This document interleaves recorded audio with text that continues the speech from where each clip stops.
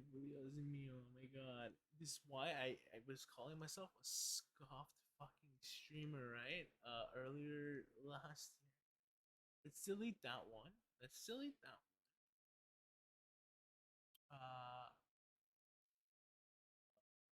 Ish. Minutes. Let's delete this. Okay, good. We're all good. Okay, so I accidentally showed the part that I during was a in. hospital visit. Oh yeah. Despite threats, she took the matter to the police, and her complaint was the Yeah. spark that uncovered So a she was rampant threatened to trade go in through with human the organs, process of getting like a involving kidney. collusion between organs. And fuck, you gotta be so careful with this.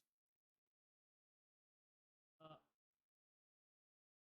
okay, yeah. So it says how victims of illegal kidney rocket turned kingpins lured donors into in UP. Yeah.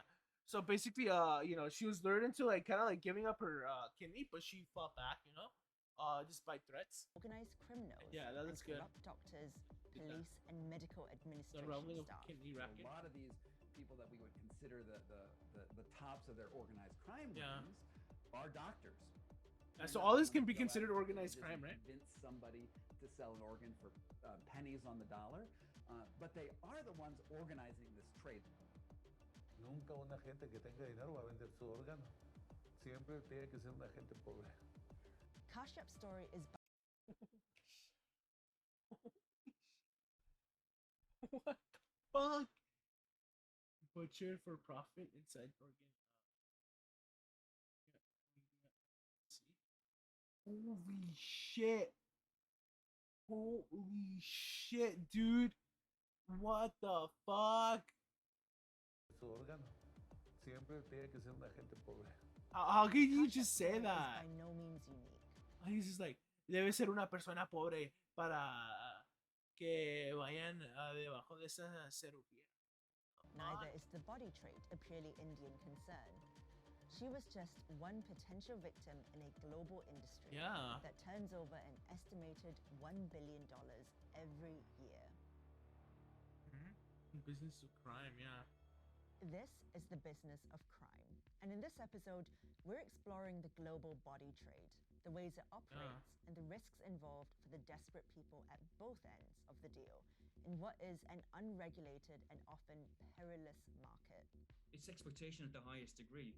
So it's literally people's Yeah. bodies being taken from them. They're basically being mutilated, you know what I mean? লাখের পার হয়েছিল এগুলা অনেক সংসারের ভেতর কাজ করতে করতে এগুলা সব দিনের মধ্যে আমার টাকাগুলা ঢুকছে ঢুকে আর সে টাকা শোধ করা যায় না Black market organ transplants have a long and bloody history, but it's only in the last couple of decades that the issue has Why is my bitrate red? Am I live still?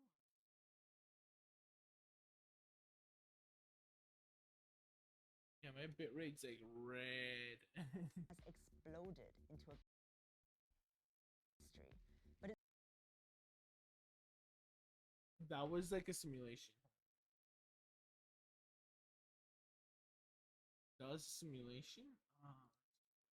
সে টাকা শোধ করা যায় না What's Black that? market No, there's that organ doctor game. I transplants forget what have it's a called. long and bloody history. But it's only in the last couple of decades that the issue has exploded into a global concern. Keep And this there's up plenty then. of money to be made. A clean heart or lungs will likely Yeah. set you back at least $130,000, with a Mhm. liver or kidney coming in at under six figures. Yeah. Corneas are cheapest of all, according to the same research, coming in at a mere $30,000. Every piece of me has the ability to make money on a market. And I'm worth, if I were to sell it, probably somewhere in the order of $250,000. This is no niche. Holy shit, that's a concern. lot. It's estimated that anything. Rest in peace, stream. Am I gone? What happened? That was a simulation. That was a simulation. I'll count it as a simulation. I'm gonna continue on from here. You know what I mean? That was just a simulation. You know? Yeah. Between 5 to 10% of worldwide organ That was just a transplants simulation. involve Nothing's up. illegal payment. Kidneys are the most popular, with the WHO estimating that 10,000 are I sold swear every I year scrubbed through in this the video and none of that black popped up. ពាក់គេហង Like អី 2 ផង seconds. លួងឡងថាចង់បានលុយ You were poor and she persuaded me into talking about more money or something, and I This wanted is a money. story about Yeah. supply and demand, Yeah. and there are very few places on Earth where the latter doesn't outstrip the former. Shortage of organs for transplantation Yeah. is a constant international problem. In the US alone, thousands die every year waiting for new kidneys.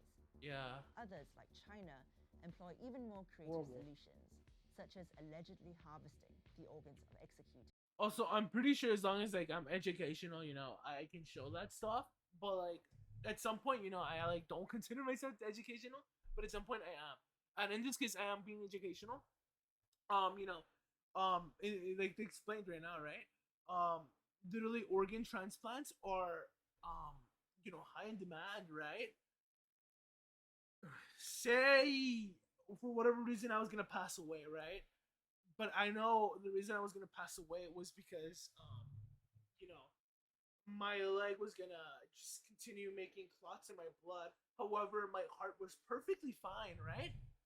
Um, I would just need to check mark something in my voter registration. Every time I would need to go become a voter, right? Say, yeah, I want to be an organ donor. Bam, right? Check mark that. And then basically, my heart would be harvested or whatever organs they can harvest would be harvested, right? Once they pass away. And all that for free, basically, right? But in the case of like, um in real life, right? Organized crime basically makes it so that and the fact that you can actually go up to your doctor and say, hey, can I donate my kidney and how much would I get back, right? And get money that way. That situation is exploited. So yeah, basically that situation is exploited by criminal organizations to basically kind of like legally ensnare you into a way of giving up your organ and giving them money, right? Or in the other way where basically your organ is just harvested and they say um, they manage to operate on somebody willing to give up the organ and they donate the organ to the hospital or whatever, right? Get money for that. The Chinese government says So it's those are like the reformed two illegal practice. ways of Now they say they only getting recover money from that, organs right? from volunteers. Yeah. But some say the practice continues. They had these, essentially organ conveyor belts where these Yeah. prisoners would be anesthetized but still conscious and be completely harvested. They'd harvest their corneas, their kidneys, Yeah. and end with their hearts. And they would just sort of like liquidate these bodies and then sell them mostly to the domestic market.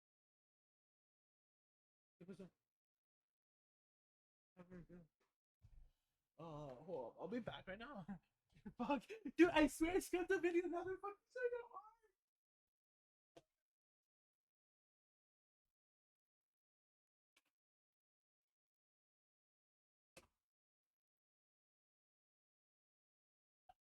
No manches. La carne toca.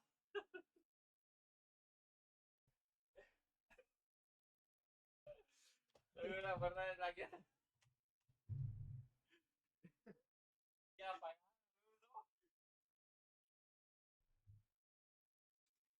oh my god. That was really fucking funny happened. I don't know, I'll explain it later. But yeah, no, I swear I skipped this fucking video. I must have gone way too fast. Often take place online. Like yeah, in rare situations where you're like fully harvested, do they ever like I don't know. I think like 10 times out of 10, whenever you get like harvested for organs, if like and I mean like your corneas get harvested and everything.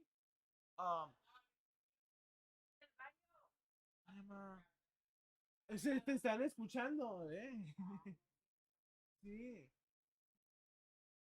No, what I was gonna say. No, when you get harvested, I doubt like there's situations where they just need like a kidney from you, right? And that's horrible enough. But like in situations where like they harvest you for like multiple things, I'm pretty sure they are harvesting you with the idea in mind that you're not gonna live, right? So this is why they would kind of like harvest your heart at that time too, which sucks and is a really horrible aspect because like to some degree they make you kind of disappear and they mutilate you, which is horrible. With Facebook an enduringly popular marketplace, others operate through slightly more sophisticated scams. In September 2021, Indian police arrested a Nigerian man in Bangalore. Gregory Yamade allegedly spent 3 years running an elaborate online kidney selling ring, duping poverty-stricken customers with fake websites mocked up to resemble those of some of the country's leading hospitals. When people have no money, when they have nothing else, they're having to sell their kidneys. So kidneys are becoming the only form of currency available to them. Some have made the libertarian argument for the body trade. Why should it be illegal when demand is so high?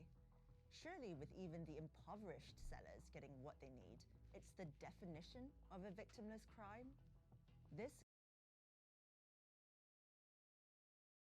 Who makes that argument? Yo! What the fuck? Who's just like, yeah, we should just harvest organs off everybody that's able to, man. You know, organs are in such high demand. That's not how it works, you know what I mean? There's so much more that goes into it. Because, like, at the end of the day, too, there is organ waste, if you all didn't know.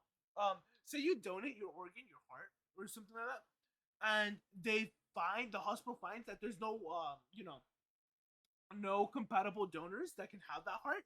Well, guess what? You just harvested somebody for no fucking reason. Like, they can't just take the heart somewhere else because it'll end up basically expiring, right? You know, it leads to a lot of conundrums, and it's horrible because, like, you know, the situation just shouldn't be happening at all at the beginning, right? categorically isn't the case. For many, free will and consumer choice have nothing to do with it. Many participants in the body trade are victims of human trafficking, tricked into giving over their organs. Whoever made that argument, appalling stories he's bad. are easy to You know what I mean? In October 2016, Pakistani police freed 24 people from an apartment block in Rawalpindi. They were due to be taken to a nearby hospital for forcible kidney removal after months in captivity. The police are convinced that most of the people in that apartment were tricked and had no intention of selling an organ when they arrived there. They've arrested 4 people so far, and they've charged them with offences including abducting and imprisoning people. They say they're now searching for 4 doctors who are apparently the kingpins. Due to its secrecy, the scale of the problem is hard to assess. Naturally, few traffickers publicly advertise their organ farms. In 2018, the UN published a report detailing 700 cases of organ trafficking, which is likely a wild underestimate. There are no statistics out there that accurately catalog Cierren la puerta, por favor. the legal market for organ trading is. It would be ridiculous to think that mafia groups are submitting statistical information to regulatory bodies. The trade thrives on desperation. Egypt is another country at the front line of the body trade. Like I said, you know what I mean? Captive It is client dumb bases that, being like, you know, housed somebody would on just their way reveal, like, across oh, yeah, the we're always Mediterranean. blah, blah, blah, right? Selling organs might be the only means of paying smugglers for uncertain passage. They were targeted basically because of their financial situation and because they were less likely to report anything. And this is why organ, harvesting is literally a financial crime, right? Because if you have no means of paying anything off, you can kind of get exploited by these criminals, right? Into giving up parts of your body and literally losing an arm and a limb for no reason, right? Where, maybe you'd be like, oh yeah, I'm gonna donate this to the hospital, it sounds like a good idea, maybe I'll get some of the money, right?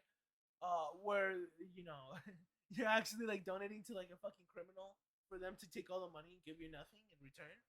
That's horrible, right? If you are gonna be an organ donor, make sure you're doing it through like the hospital or like the right sites, right? And not like, the wrong place, right? Because you're giving up a huge part of yourself, To the authorities. The body trade isn't quite a straightforward tale of winners and losers. Misery certainly isn't exclusive to the sellers. Often buyers end up in hospital with complications of their own, following botched or unsafe transplants. They're not necessarily being screened properly. or they're not necessarily being matched directly with the recipients. Yeah. There's been studies done with patients who've returned from overseas having purchased a kidney, and they've had a number of health complications. So infections and poor outcomes with how they've received the kidney itself. And this is somewhat related to like abortion, right? Because abortions in the USA, certain states for whatever reason, have happened to outlaw them because we're a backwards nation now. All of a sudden, because of the Supreme Court packing of conservative justices, with abortions and stuff like that, there also sometimes happens to be a rise in like organ harvesting because, women that are, you know, uh, supposed to have babies or don't want their babies or have fetuses in them, right? Rather, yeah, that's a better word to use here, fetuses, right? Yeah. End up getting harvested for organs themselves, or even worse, they're kind of like tricked into carrying out the pregnancy and then last minute aborting the fetus, and then the fetus is harvested for organs for whatever fucking reason, right? Though I think the latter is very, very uncommon. Exploitation runs two ways, a fact that illegal organ entrepreneurs are only too aware of. Desperation makes people do previously unthinkable things. Well, what are we munching on? Prey on desperation. It's the value of human life that's on the line here. Nobody willingly sells a kidney on the black market without seriously dire reasons. Just as surely, no one is looking to buy unless facing a grim outcome of their own. Getting rid of predatory networks, like those who tried to prey on Sangeeta Kashyap, is a decent start.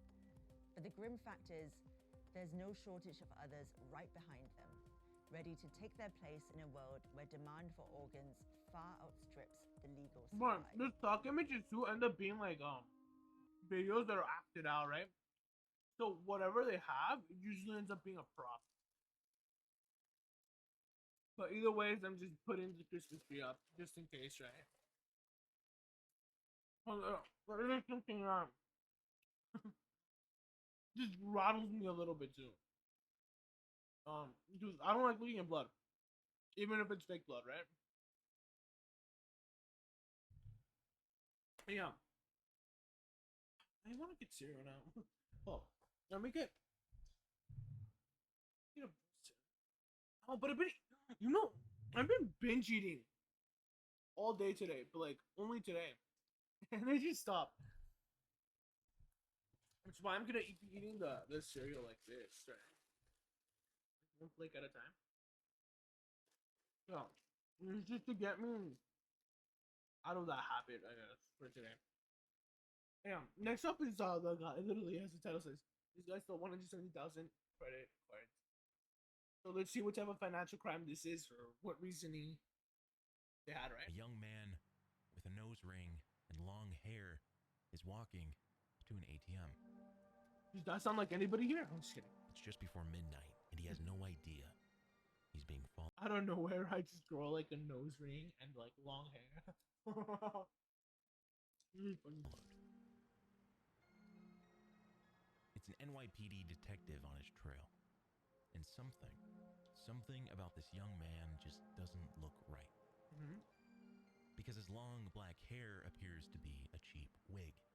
Mm-hmm. And so the detective follows him into the ATM lobby, pretending to make a transaction so as to not raise suspicion. But at the corner of his eye, he watches the young man insert a card, withdraws a few hundreds, pockets the money, Mm-hmm. and then pulls out another card, and another, and Holy another, shit. and another. The detective isn't exactly sure He's what quite he was literally being cashing committed out. to, but he knows something is wrong. Mm-hmm. So he walks up to the young man, simply asks, "What's your name?" When he's 12 years old, Albert buys his first PC, saved up money doing chores around the house. So he calls to get his computer fixed. Oh my god. And when watching the technician squash the bug, he becomes curious, amazed at the inner workings of the device. Ooh. And one specific question arises in his mind. What would one have to gain from implementing a virus? Yeah. Within 2 years, Albert Gonzalez will become a black hat hacker. Another hacker video in Black there. hat hackers are defined by their propensity for malicious intent. Techniques include the release of malware that destroys files, demands ransom, or steals passwords, and other. So this is how he's probably gonna lay out his crime, right? You're gonna demand ransom. The United States Federal Bureau for Investigation has listed 112 of their most wanted black hats for the public to see. Yeah. Is his name. Oh shit. And he's now leading a group of fellow black hat hackers through a series of internet heists. Not only defacing websites just to prove they can, but also taking spoils for themselves. They're modern day pirates. Yeah. I forgot to mention too last week when I was covering cybersecurity and stuff like that. Hackers can be seen as pirates as well, right? Because there's a certain part of the hacking community where you know, you just want to like get shit for free. And it was brought up in one of the videos I watched, right? Where basically this website was hosting a bunch of like movies and people would download them and pirate movies right through that way. But basically some hackers just exist literally just to give out pirated versions of movies, right? Because whatever reason insert here, right? XYZ is why this movie needs to be free, right? And you know, there's nuance to that argument that they may give, or there's just, you know, certain truth there.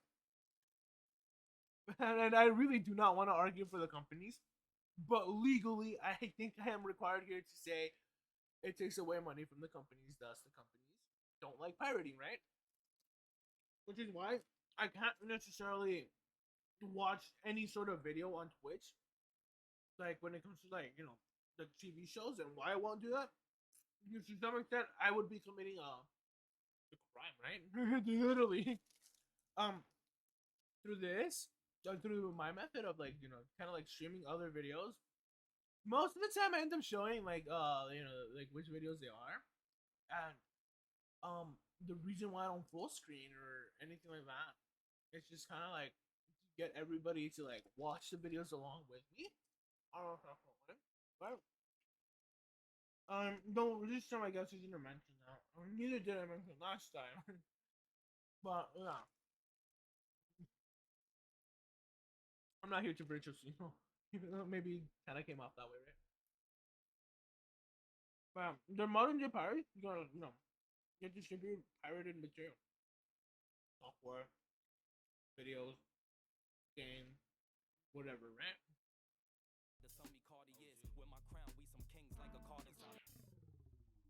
And for a moment, it really was like a Wild West, like how I guess everybody in America views pirates, right? It was just going on, right? And with little to stop them. Until, you know, we built up the defenses to kind of like throw out of that. Using stolen and credit kind of, cards. you know, impede their way. All throughout high school. So, you know, this stuff still happens. In the in the late 1970s, inflation had emerged as the most serious problem facing America. And it still is. Still is. We're gonna go into a global recession sooner or later.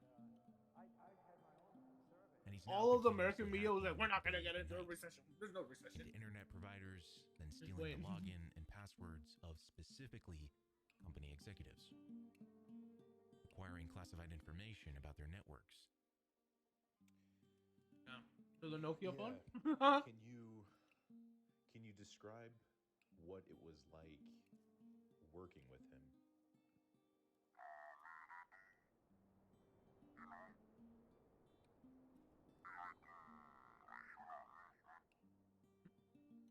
Gonzalez is considered to be highly intelligent, perceptive. They say he's great at reading people, learning vulnerabilities, and deceiving them. Social engineering. What is Sherlock Holmes? Sherlock Holmes? I forget what his name is. Moriarty or something.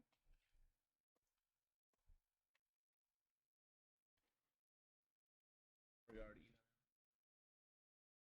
Yeah. Character information created by Sir Conan Doyle.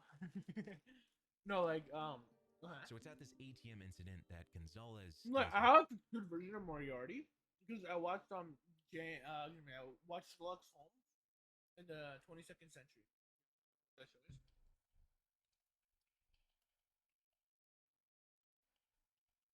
Yeah, this fucking show on Cubo. They would always have it on Cubo. Sherlock Holmes in the 22nd century. I forget how the fucking song goes. Yeah, it was a nice show. Arrested, and now he's in custody. And while there, he confesses to specifically what he was doing. He programmed a stack of blank debit cards, inserted them, withdraw the money. Word of the incident then makes its way to New York, New Jersey. And specifically in New Jersey, it makes its way to the Village Bombing Riots Task Force. Yeah. And so rather than immediately prosecute him, they offer a choice. When was this?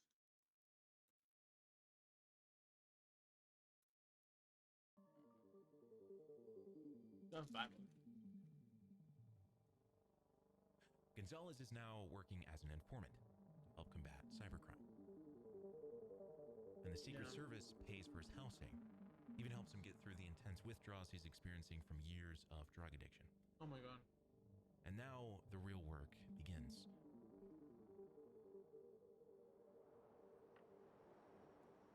Yeah. This is literally. The task force wants to take down the Shadow Crew, who he was working with earlier, in an underground black market cybercrime marketplace. This is basically where anonymous hackers share information and tips. And this is also where Gonzalez happens to be most famous. In collaboration with the Justice Department and the Secret Service, Operation Firewall is Soup aids these special agents in going undercover, track down users from all over the world. Man, he's a black hacker, so at any moment he could just Gonzalez break continues his to line. rise in the ranks of the Shadow Crew, tricking his fellow Black Hats into communicating through a specialized VPN. And before long, the service is able to transfer the entire Shadow Crew website to their servers. And now, the big stain is happening. Sting operation. 28 Shadow Crew hackers across 8 states and 6 countries are tracked and arrested. The most successful cybercrime takedown of the time.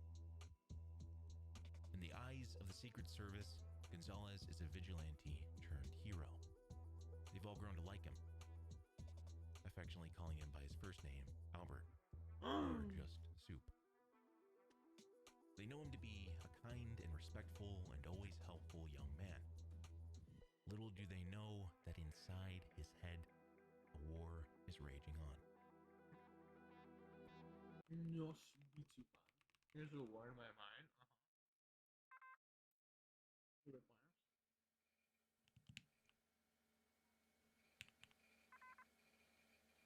Perseverance. God has placed the power in man's soul. It is up to a man how he channels it. For good, or for evil.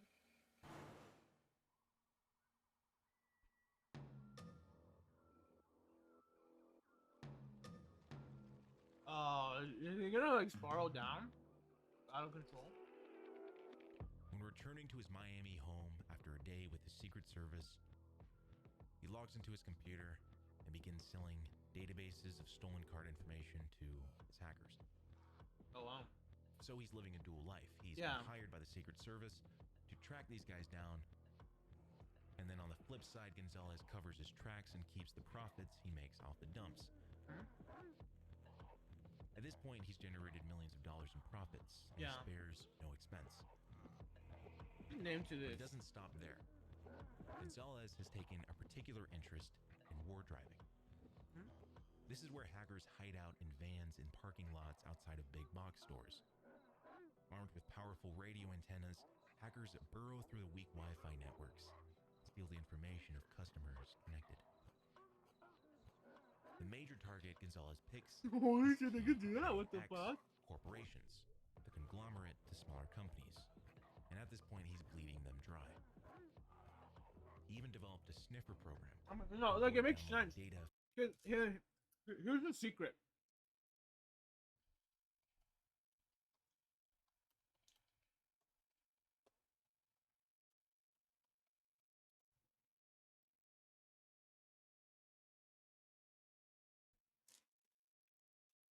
This is all that Wi-Fi is. It's just a signal. Just the frequency going up and down, up and down.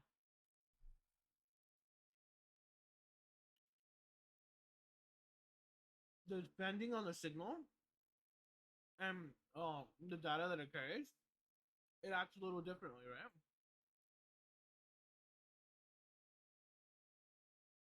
right? This is the AC sign. I forget what the X means, but it's important. It's like a MOSFET. I don't know why. What was it saying? These are like amplifiers or something. Antennas, yeah, for sure. There's a lot. There's a lot that goes behind it. But yeah, this is 1 0 1 0 1 0. However, you don't read it like that. There's 1 period, 2 periods, 3 periods. So it really is 1 0 1 0 1 0. You know, and on and on and on. The frequency. Wait. Oh, I'm getting called. Or was it just like, hold up, I just like stopped this. No, yeah, no, I don't know. It was like I thought I was getting called, but it's like I have my stuff on vibration mode usually, right? But yeah, there's a lot that goes behind that. See how the frequency is super high, and then it kind of like slows down, then it goes high again. That's another way of like kind of like getting the ones and zeros as well. But that's a little past me because I don't really know anything about that and how to interpret that. From cards that But are you can expired. get a lot of data from that. Reduces the error count substantially. For the next 2 years, Gonzalez and his followers have gained access to over 45 million card accounts. And the whole time, he's still informing for the Secret Service. But then, right before New Year's?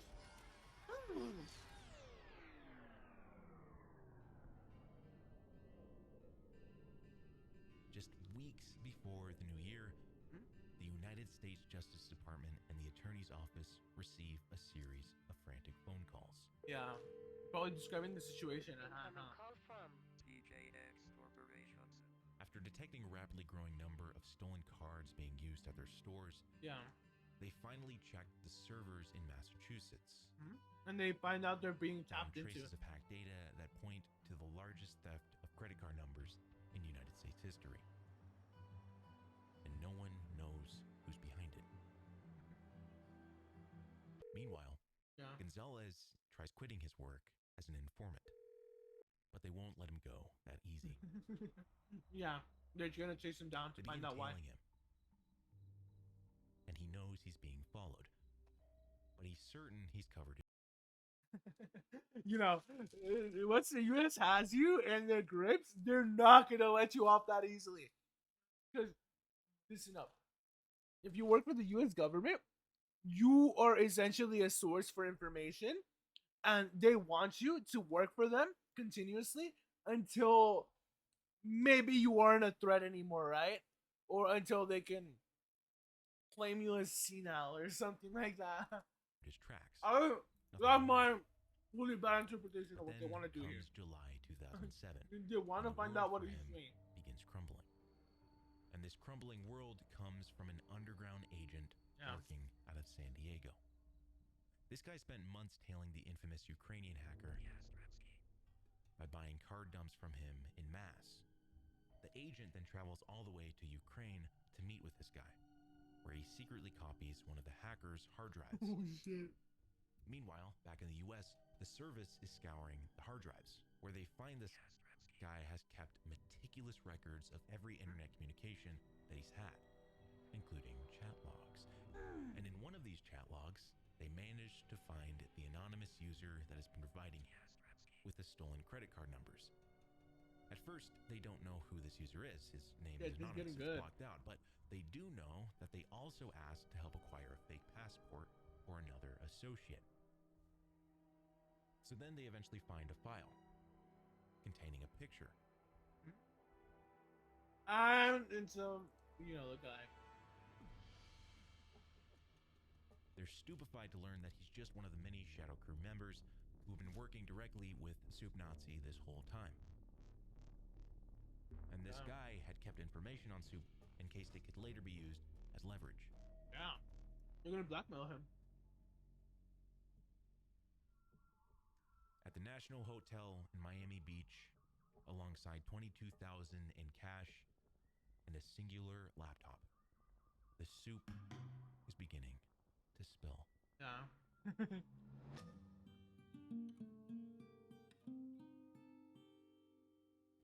One of tonight's biggest newsmakers can't be here with us. He is under lock and key at a detention center in New York, probably without a computer in his cell. Albert Gonzalez is awaiting trial on allegations he orchestrated the largest data breach in history. The amount of people and it makes sense why he victimized wouldn't by be this able to theft use a computer because he knows a exceeds lot. the population of several major cities and even some states. Security experts call the TJX breach the ultimate wake-up With a call. lot of these hackers, they end up imposing like, you know, sort of like conditions on them, right? Like, oh, you're not able to touch computers anymore, or oh, you're not able to do this, right? Whenever they go wrong, and it's for the right reasons. Because once they get access to a computer again, you know, whatever urges they had before could continue on. And because of that reasoning, I guess the U.S. uses. And again, I'm just talking out of my ass when I say this, right? And my reasoning is kind of out of my ass, but like, they really don't want people like them to maybe like fall astray again, or you know, harm them because they already have info on a lot of things, right? And I'm talking in general, right? But in this case, right, he has info to like, you know, service stuff, right? For corporations like TJX, who up until now downplayed such Already a worried. wireless threat. Yeah. He's sentenced to 20 years in prison. That's a lot. That's life changing. As he's being led away from the courtroom, the last thing he says to the jury, I blame none but myself. Yeah.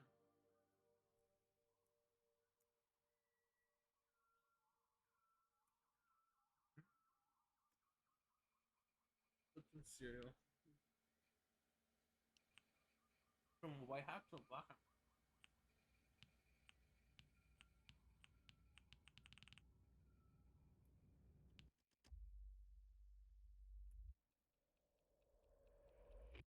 This is the story of something big. The story This is of a the weapon commercial so for the next destructive, video. It can erase generations of history in the blink of an eye. The atomic bomb wears a bright flash, brighter than the sun, brighter than anything you've ever seen.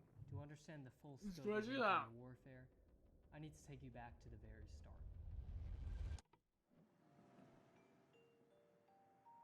So much has come from like, you know, the atomic bombs. But yeah, this is their documentary. No, they're a good channel. I dare say. I don't know why did you subscribe to this guy last time? Subscribe to this guy. Oh, good one. Here's one on Minecraft. That's not even on Minecraft. It's just about the log stuff for Java. How was loophole the whole time? Really hurt. Could be exploited extremely, and I guess hurt people that played games. Social or not. In this video, you're gonna learn. Anyhow, we're next on to Mr. Nightmare. In here, I'm hoping it's on topic. The moment I start like noticing it's not, I may end up skipping it or skipping the portion of it, right? Yeah. I hope it is on topic. But yeah, let's continue. Learn about 4 strange and disturbing cases in which people were last seen in the woods. I thought it was Before 3 that, cases. I just want to talk about today's sponsor, Babbel. What every 3? What? Babbel is currently the best and most effective app out. Yeah, if you wanna become a bilingual, use Babbel or Duo. I think Rosetta Stone is another good one, but it's awesome. New language every week. My next processing game is live class. Interested? Hola amigos, bienvenidos a.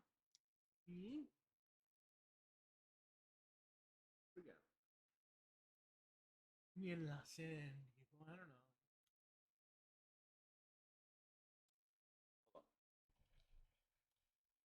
I'm having like. It's like I'm thinking of the word, but then like clouds block it. It's transmisión en vivo, okay. Hola a todos, bienvenidos a mi transmisión en vivo. Hoy el tipo de right, yeah. No, el sujeto.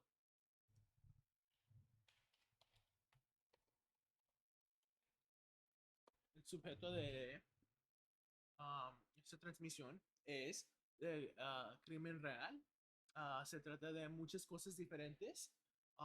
Crímenes organizados, crímenes financieros y también cómo se roban los órganos de la gente, ¿no? Ilegalmente. Y también sobre crimen no. Crímenes virtuales. Yeah, I can just imagine like just talking. No, I can totally pull it off. I just need to remember the right words. A 12-year-old boy named Jared Negretti went hiking on a camping trip with his Boy Scout troop that consisted of 4. No, because he's just really good about this, right?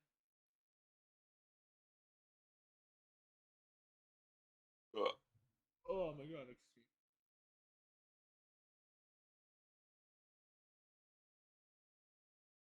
They're playing volleyball.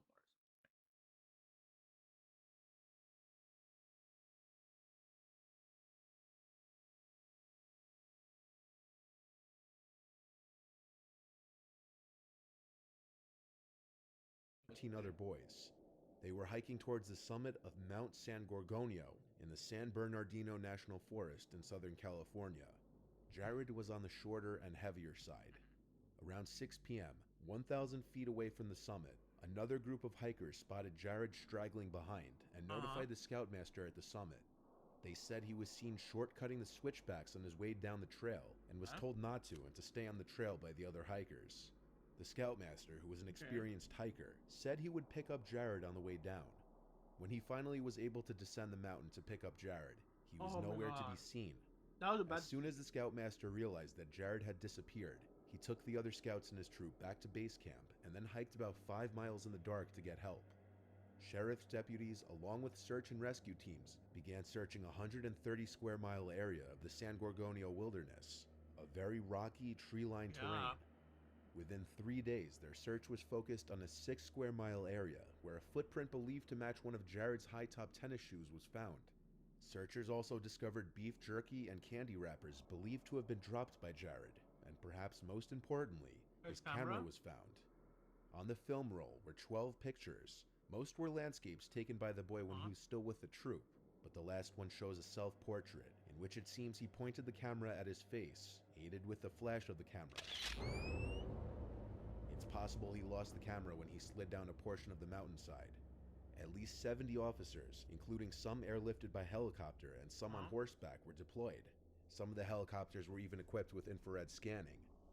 Over the next 2 weeks, as many as 3,000 people had logged 45,000 hours searching 50 square miles of the San Bernardino National Forest. So the question is, did he fall off the trail and slip down the mountainslide? While it's possible, it seems unlikely that his body wouldn't have been found in the immediate area around the switchbacks he was cutting down.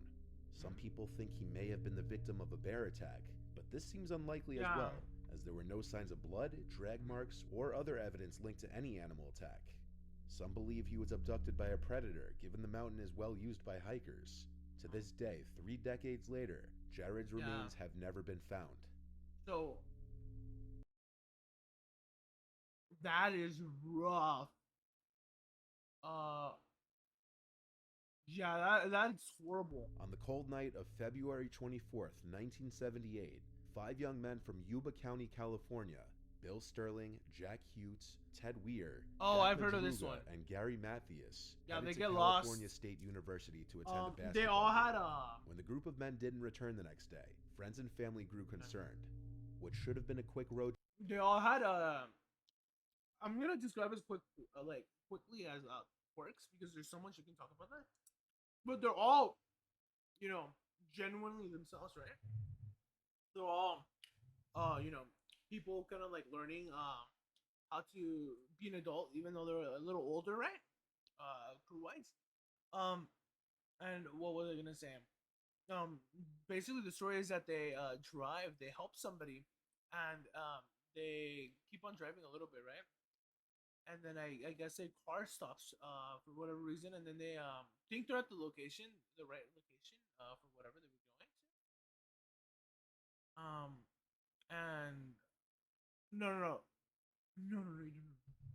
Yeah, no, I explained this wrong. They took a wrong detour that made their made their trip substantially longer, and it was a snowy night. They end up at this detour, and they end up helping somebody along the way, right? But as they continue this detour, they notice that it's a no-go, like, to continue down this path, because they can't turn to the other path and just go the other way around, right? And I think the car gets stuck, or basically because of the snow and stuff like that.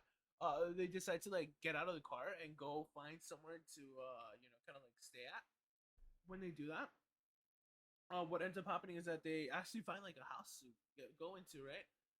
But that's where it gets mysterious, right?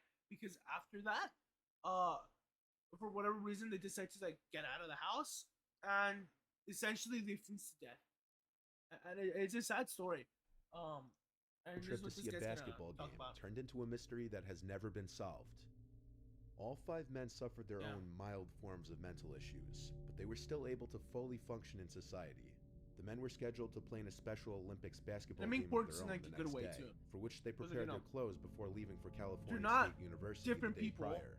And mental issues is shortly after they were putting it in the wrong way. And a few days later, one of them was the men's literally car was learning found abandoned, far from the route they should have taken to return to Yuba City. In fact, it was a whole hour in the wrong direction of Yuba City, having been driven up a winding mountain pass in the Pumas National Forest at the northern point of the Sierra Nevada. The car had a few empty food wrappers and drink bottles. Apart from that, the car was empty. The car was found in working condition. It was lodged in a snowbank with no signs of foul play. However, the car could have been easily pushed out by the 5 young men, raising more questions. For the next week or so, police and forest rangers searched the area hoping for any signs of them, but unfortunately, any possible tracks of the men, or even, God forbid, their bodies, were covered by a passing snowstorm. And so they Multiple couldn't sightings of the investigate. 5 They had to young men were investigate 2 months reported, later. but none led to their discovery. First, a man named Joseph Scones called police, saying he saw the group of men on the Friday they disappeared, while he was trying to push his stuck car out of the snow. Joseph suffered a mild heart attack while trying to push his car out, and when he saw flashlight beams outside his car and a small group of men, he tried to call and ask the men for help, but they suddenly disappeared as if they ignored him. A second witness said she saw 5 men in a red pickup truck on Saturday and Sunday, an hour from where the car was abandoned. She told police that 2 of the men came into her store to buy food and used the phone while the rest stayed in the truck. Their disappearances continued to baffle everybody, even more so when the snow melted months later, in June of that same year, because more questions arose. A local man noticed a broken window on a Forest Service trailer, and when police inspected it, they found the dead body of Ted Weir inside. He appeared to have died from starvation, despite having food readily available nearby in the trailer. He was wrapped in many layers of blankets and his feet were badly frostbitten, but what makes no sense is the fireplace, which could have been easily set up and could have kept him warm, was completely untouched, and on top of that, warm snow clothes that were found in the trailer were unused by Ted. Okay, I don't mean to like, you know, like, kind of be like, oh, Mr. Nightmare's explaining it a little wrong, but like, I am a little more partial towards the actual documentary. Where's this?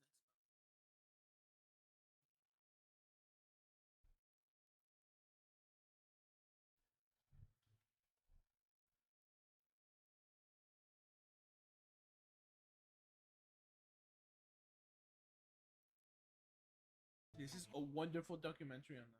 This shows incident. Let's set the scene, the enigmatic detour.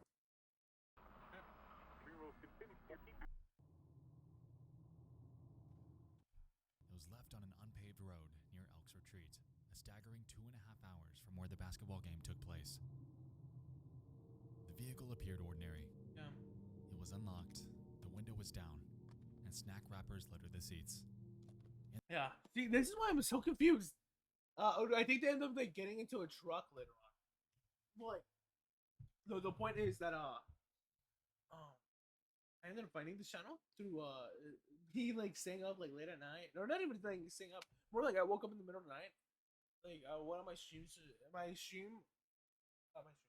I was watching this channel called Jagger XCC or whatever.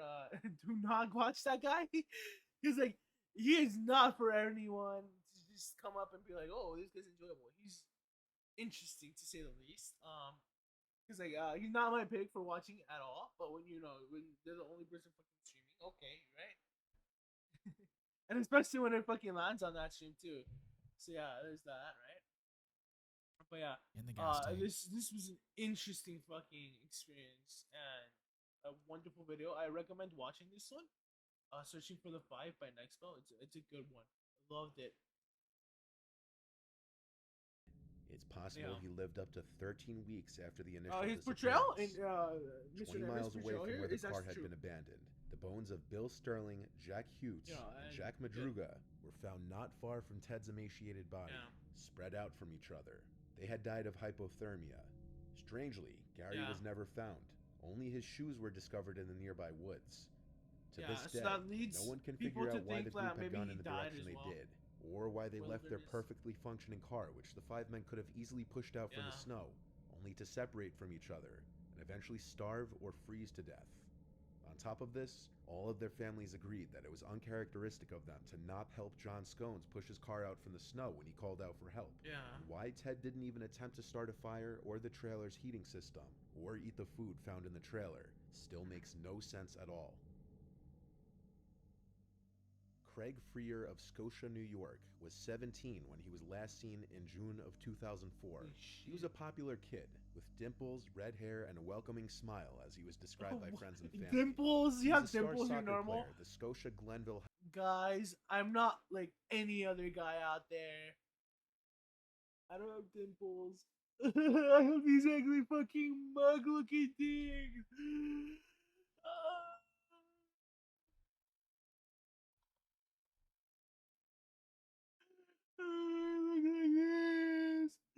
I'm just kidding. I'm just fucking around. That's the only way I know how to explain that face. Cara chata High is like school, the only way. and about to be named captain of his team.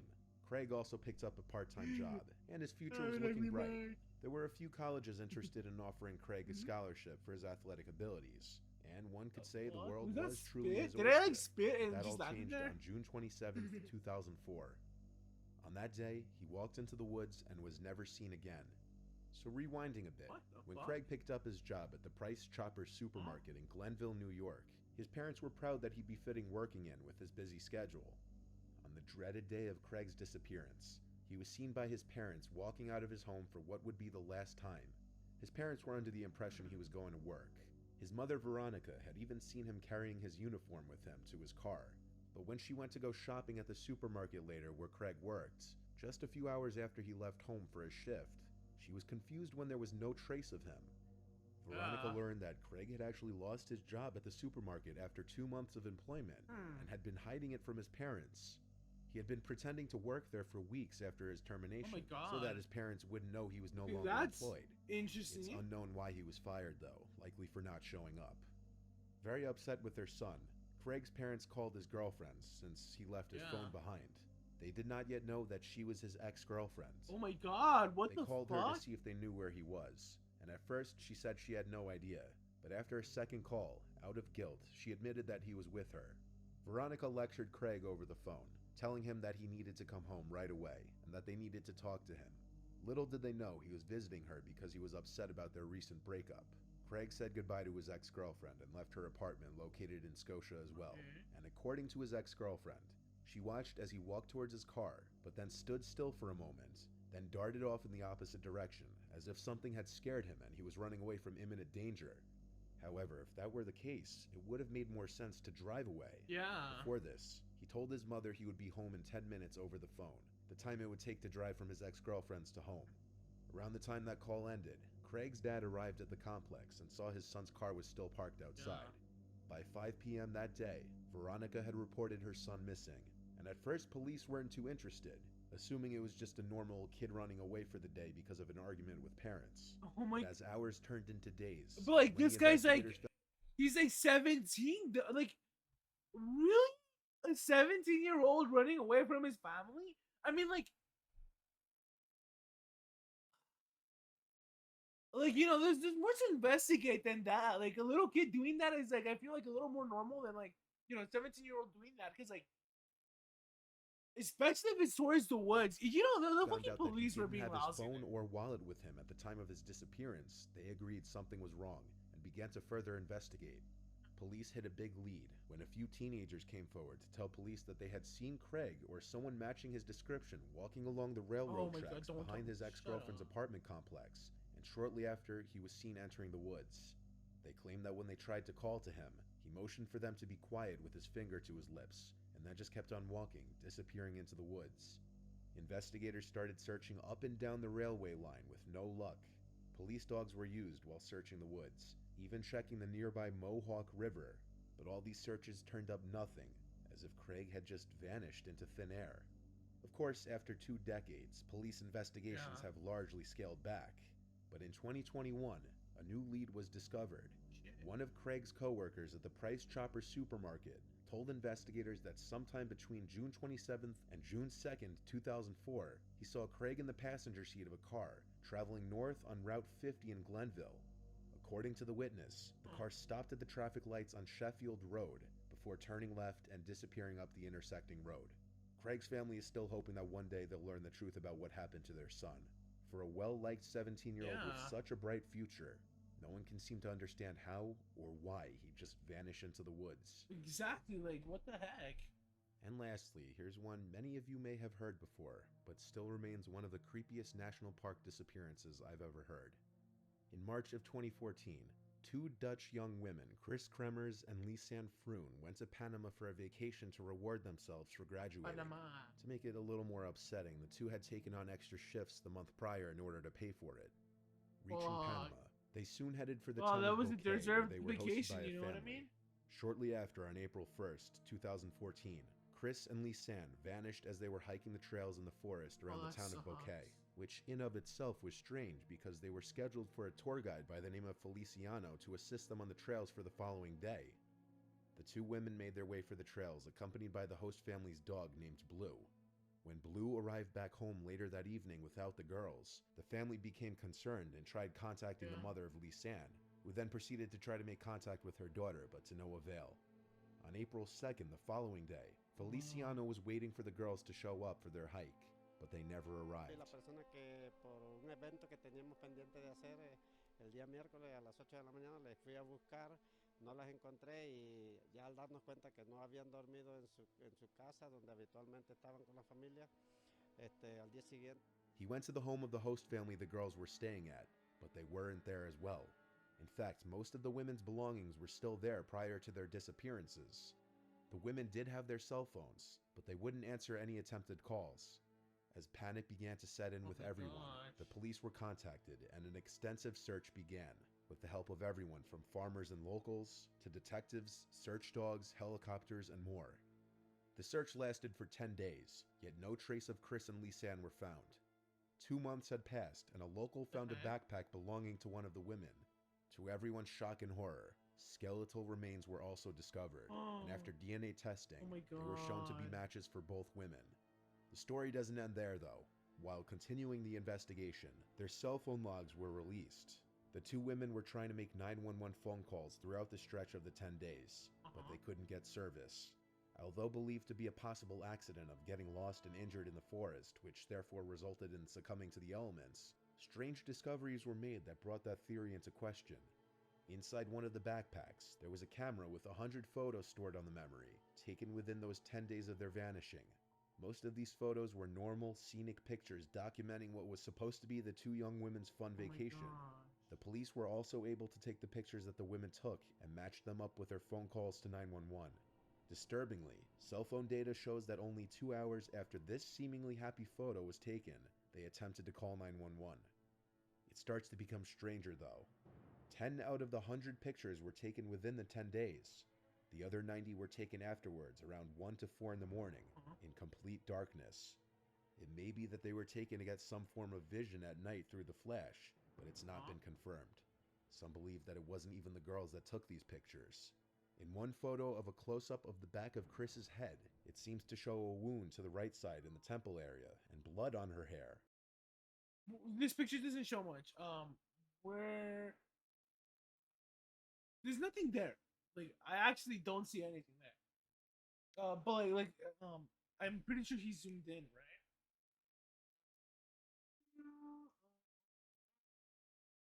Lisanne may have been using the camera light to see how bad Chris's injury was. Some people believe Chris was actually deceased in this photo, and that their murderer was the one taking the photo. Disturbingly, there was a hiking shoe that still had a foot in it that belonged to Chris. Also found was a pelvic bone that belonged to Lisanne. As of right now, the accepted theory by police is that the 2 women went off the beaten path of the trail, and one of them was injured. Then the other woman was trying to provide help and became injured herself in the process, which then led to starvation and dehydration.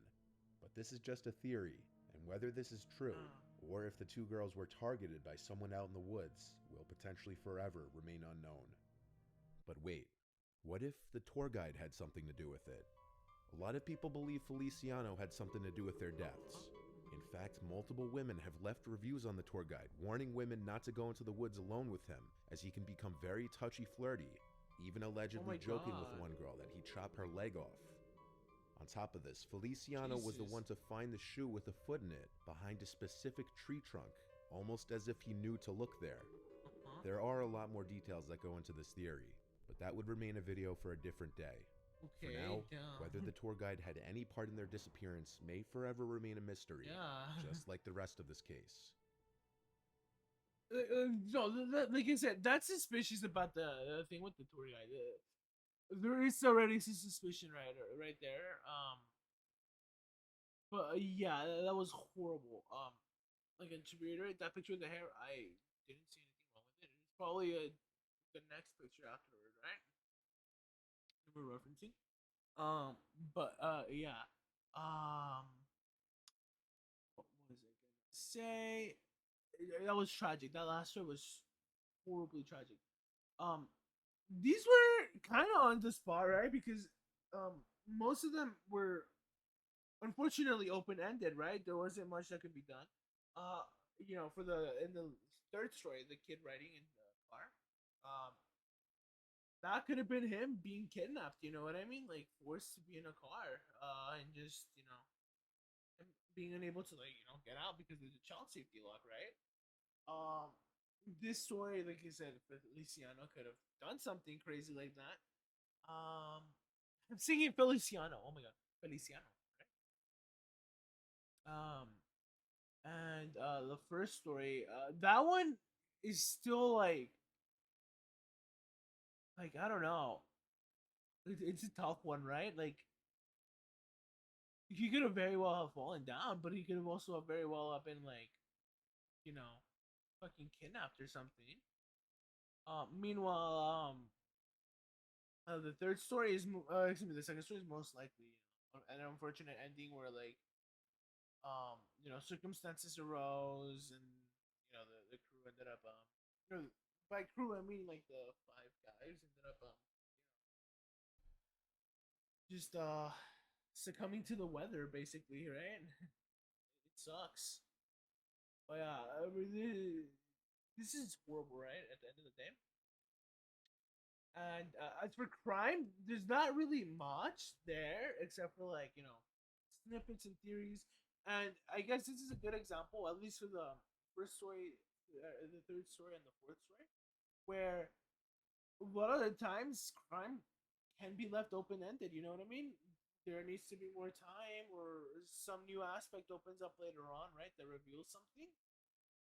And yeah, that's it. That's all I can be said for the moment about these cases or these circumstances, right? Or events. Yeah. Next up is pretty much a 1 hour video.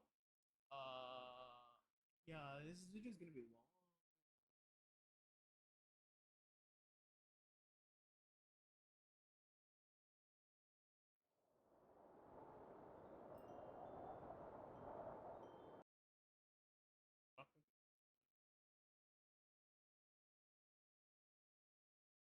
We're not watching. Never mind. Okay. Thank God they put that there, right?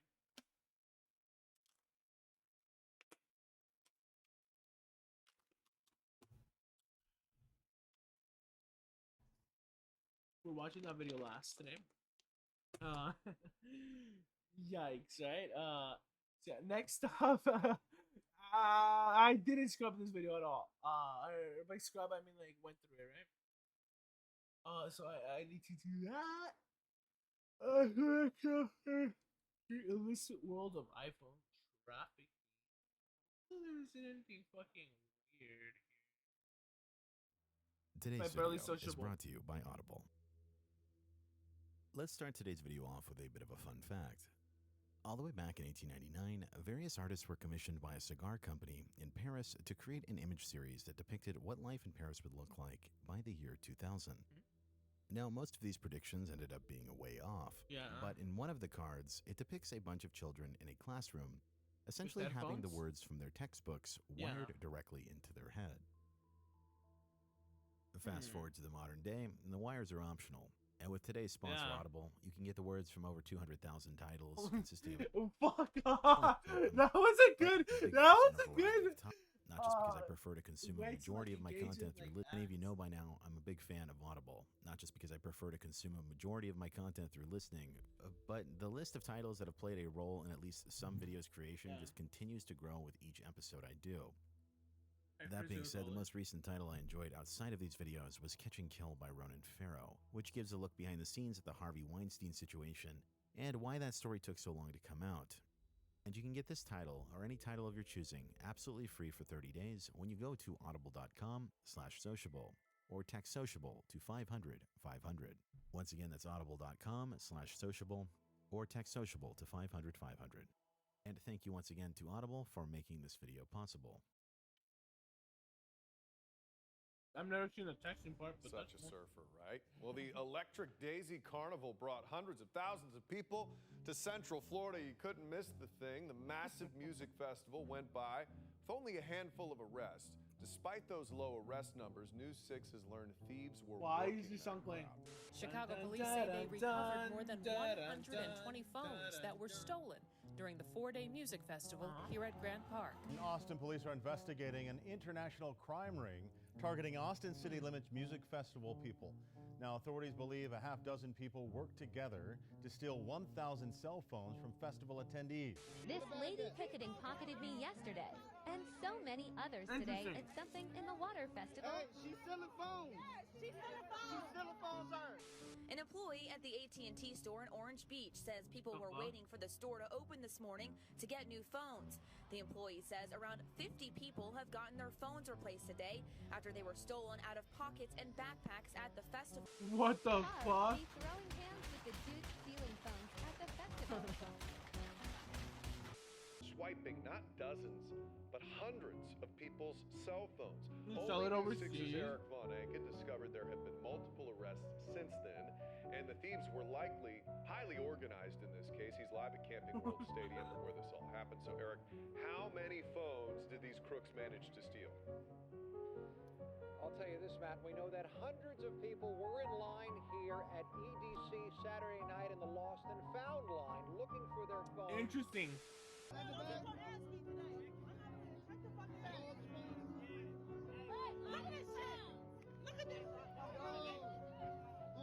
Holy shit.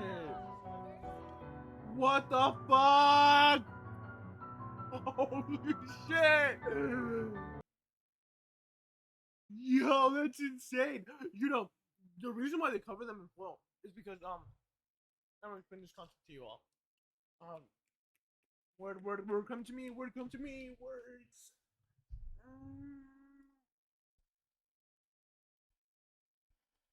It's called a Faraday cage. Let's learn what it is. A Faraday cage or Faraday shield is an enclosure used to block electromagnetic fields.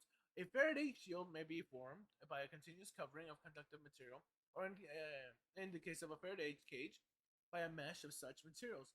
Faraday cages are named after the scientist Michael Faraday, who invented them in 1836. Faraday cage operates because the external electrical field causes the electrical charges within the cage's conducting material to be distributed so that they can cancel the field's effect in the cage's interior. This phenomena is used to protect sensitive electronic equipment, for example, RF receivers from external radio frequency interference, often during testing and alignment of the device. They are also used to protect people and equipment against actual electric currents, such as lightning strikes and electrostatic discharges. Since the enclosing cage conducts current around the outside of the enclosed space and none passes through the interior. Right? So basically, what it's saying is whatever happens on the inside is kept on the inside. Whatever happens on the outside is bounced off to the outside. So here is a wall. A signal is coming through. It hits the wall and it bounces back out, right?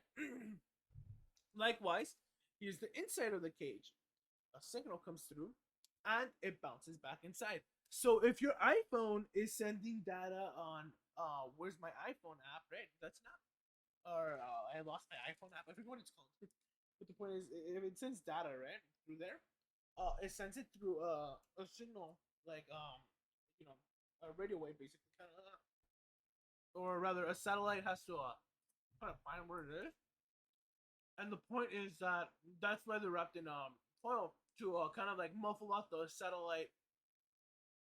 Not muffle out. Kind of like stop the satellite from being able to reach the phone's location services. Yeah.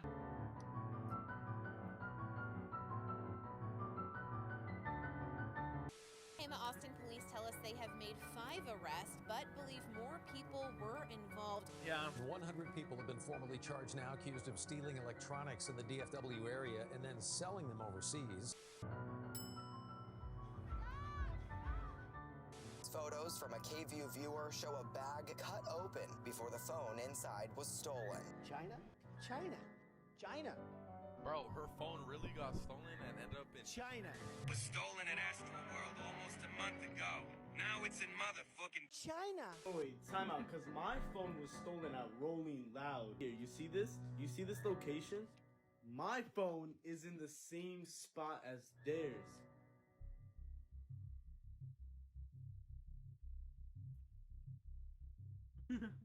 It's funny, but like sad. Hello again, and welcome back to the channel. Bit of an impromptu video while I continue to work on other things, but as of recently, a new trend or phenomenon has popped up on social media, and I want to take some time to sort of demystify things, as always. If you take a look around on Reddit, Twitter, YouTube Shorts, or TikTok, you'll see pretty much the exact same thing, just in a different form for each platform. It seems like everybody who's had an iPhone stolen recently is reporting more or less the exact same thing. Their phone is now in China, sending a ping from the exact same place. This is South Wafa Road in Shenzhen, China. It seems to be one of the most common locations for stolen iPhones in America to end up. But generally speaking, the broader area these phones end up in is Haoxingbei subdistrict. And I should add, it's not just that these phones are ending up in the exact same place. Perhaps what's even more interesting is if you take a look online at any number of these posts about this, you'll find that almost all of the phones are being stolen from music festivals. A quick Google search for Haoxingbei, and you'll quickly learn that this neighborhood is essentially the largest secondhand parts market for smartphones in the world. Oh my god. Most of the smartphones from China Yeah, they're come getting from harvested. here, and that can see the secondhand market. Where's the body harvesting video? Or, you know, our bodies can get harvested for the wrong reasons. Or personal devices can also get harvested for reasons similar to, for example, not having enough of this part, a certain part needing to be replaced, or a certain country having a more of a higher demand for a certain part to be replaced, right? When it comes to like devices. Here is so ridiculously large. There have been YouTubers who have gone here and built their own custom iPhone from scratch. Additionally, you can also find knockoff iPhones in Haoxingbei. Now, while you might think that having a massive amount of Find My iPhone data and pings might make it incredibly easy to prosecute this type of criminal activity, so far it seems like there's not much attention on this story. While countless news stories over the past couple years have picked up on the pickpocket rings at music festivals, nobody seems to have tied the two stories together, where these phones are actually ending up. And I should add that phone theft from crowded places isn't really a new thing, but this is. The sheer amount of reports on social media pointing to their phones ending up on the exact same block is incredibly surprising. And if you were to take a screenshot found on the internet from someone's Find My iPhone, it's pretty easy to figure out where these businesses are. Now, I want you to keep in mind the range for the iPhone's ping listed here. Referencing another map, we can see that across Shannon Middle Road, there's a block with a bunch of cell phone stores and iPhone refurbishing centers. Here in the reviews section, people report a similar phenomenon. And following the Google reviews to various markets in and around this same area, we see the same exact thing. Now, many people on social media have been quick to assume that this is simply just a case of phones being stripped down and sold cheaply for parts in Haoxingbei. Yeah, but there's something more to that too. Mostly true. It's worth pointing out that there's a demand for iPhone parts around the world, not just this location. What does make this location unique, though, is the Foxconn facility. This is a major iPhone assembly plant that's located just about 25 minutes away. This has led to some theories suggesting that Foxconn is buying the stolen parts to reassemble into new phones.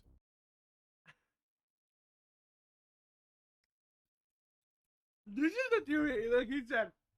That's basically my theory that I'm going to present right now. Apple wants people's iPhones to be stolen at music festivals so that they can end up getting more profit off those people. And so they can end up getting a newer iPhone so that the older iPhones can be harvested for parts and used into newer iPhones to keep up with cost and demand. That's basically the theory I'm about to present. However, it is ludicrous in the fact that why would Apple have this? What's the motive? Why had nobody caught on to this, right? You know, there's so much. While some who support the theory cite the supply chain issues Apple was facing a couple years back, I would counter that by saying that there have been stolen phones shipped here well before any of this. And outside of this being a theory, there's not really much evidence to support it. But on the more surprising side, I'll add that this manufacturing plant does have a long laundry list of scandals tied to it. Managers have been caught in internal theft rings multiple times, essentially embezzling iPhones. In other cases, they got caught selling illegal activations onto Chinese networks. In other cases, Apple's even had to deal with someone at that facility stealing prototype phones, smuggling them out, and then reselling them. So while there has been some criminal activity at this location, I think what's going on here is more so a standard case of phone trafficking. And like I said, while some iPhones will definitely be stripped down for parts, generally what will actually happen to the phones depends on whether or not the iPhone can be freed from its like, man, that really shows you how uninformed people can be. in this situation, and you know, rightfully so, right? You would imagine the only reason why they would steal phones is just to make a profit. That's true, and it does happen along the process. But the main reason is because they need parts, right? And like I got done explaining, parts are just in high demand. That's how it is, right? In countries like in China or even just like to reuse, right? Because they're perfectly usable. Generally, what will actually happen to the phones depends on whether or not the iPhone can be freed from its iCloud lock and resold. While Apple likes to make it seem like the iCloud lock essentially makes the phone a brick, there are a number of different methods used by criminals to bypass this countermeasure. So let's explore a few of these, as well as explore the broader topic of iPhone trafficking. But a bit of a disclaimer for the rest of this video going forward. I obviously do not condone you breaking the law, and this entire video is for educational and entertainment purposes only. Likewise, my video is also for educational purposes only.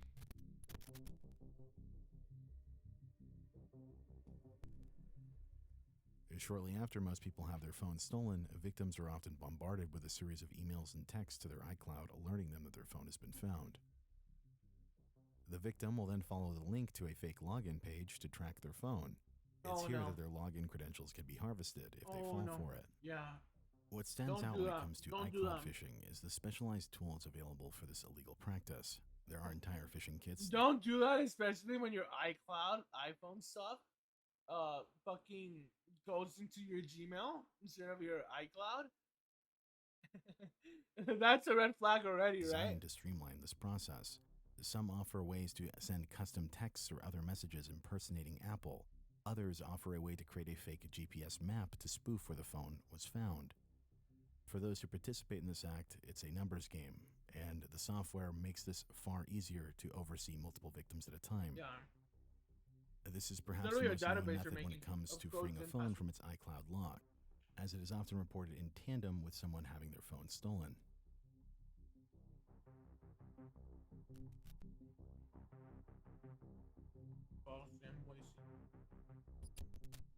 Way too common. And while not everybody is guaranteed to fall for the first method, another method that seems to have had some success in the past is walking into an Apple store and convincing a manager to unlock the phone. Usually the script for this method goes something like, "Hey, I forgot my login credentials, but I can prove that I own the phone. Here is a receipt." Once again, this industry is so large that there are entire Telegram channels who specialize in selling fake receipts and invoices for individuals to attempt this. But obviously there's some added risk if something goes wrong, like if the phone is already reported stolen. In some cases, though, perhaps going into the Apple Store is an added step, as according to the reporting by Motherboard, in some cases, users have had success with this method over just email. But at the end of the day, perhaps a more surefire way to get this done is with a corrupt Apple Store manager. I can't imagine that Apple wouldn't have any oversight on this kind of thing. But I'll add, when it comes to other phone trafficking schemes that have happened in the past, many involve the use of an inside person. The indictments made public Thursday say homeless people were recruited to buy the cell phones using stolen identities and sign up for a service plan that gave them the phone at a reduced cost. Authorities say that phones were shipped to Hong Kong and sold on the streets for as much as $2,000. Oh my god, they're turning a profit too. The new iPhones, aren't they expensive as fuck? Like they're like $1,400. Like they're trading like a $600 profit. What the fuck? iPhone 14. You can buy 2 terabytes, right? No, I think it's a terabyte.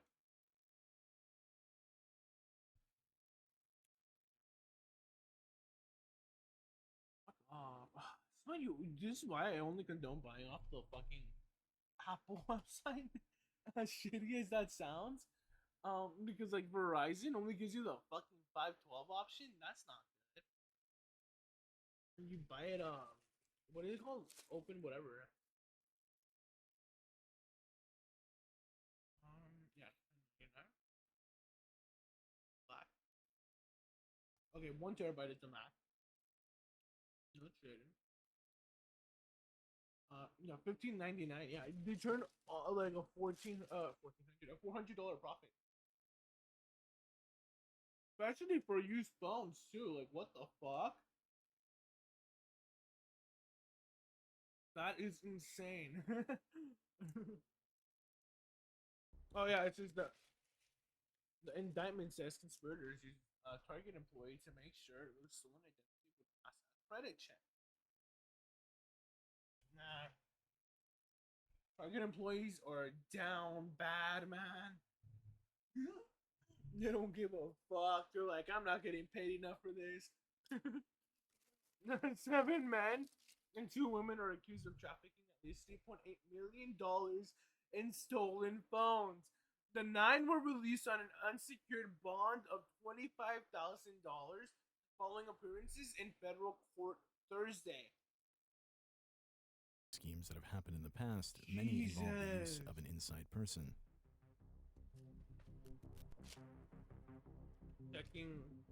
Checkmate.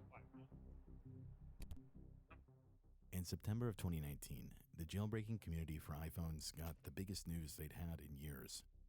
That was when an individual named Axiom X released an exploit called Checkmate. This was a very big vulnerability that was found, and to quote Ars Technica, unlike just about every jailbreak exploit released in the past 9 years, it targets the iOS boot ROM, which contains the very first code that's executed when an iDevice is turned on. Because the boot ROM is contained in the read-only memory inside a chip, jailbreak vulnerabilities that reside there can't be patched. Yeah. This meant that for many generations of iPhones, from iPhone 4S to iPhone X, users would have a permanent vulnerability that would allow them to run any unsigned code at the boot ROM level that they wanted. Yeah.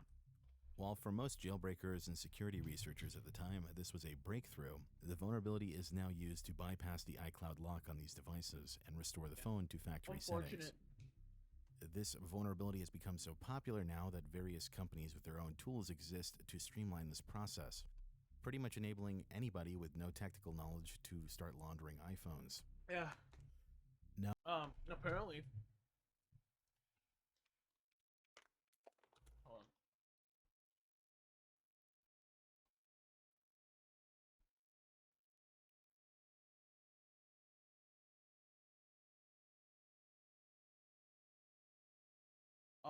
If I remember.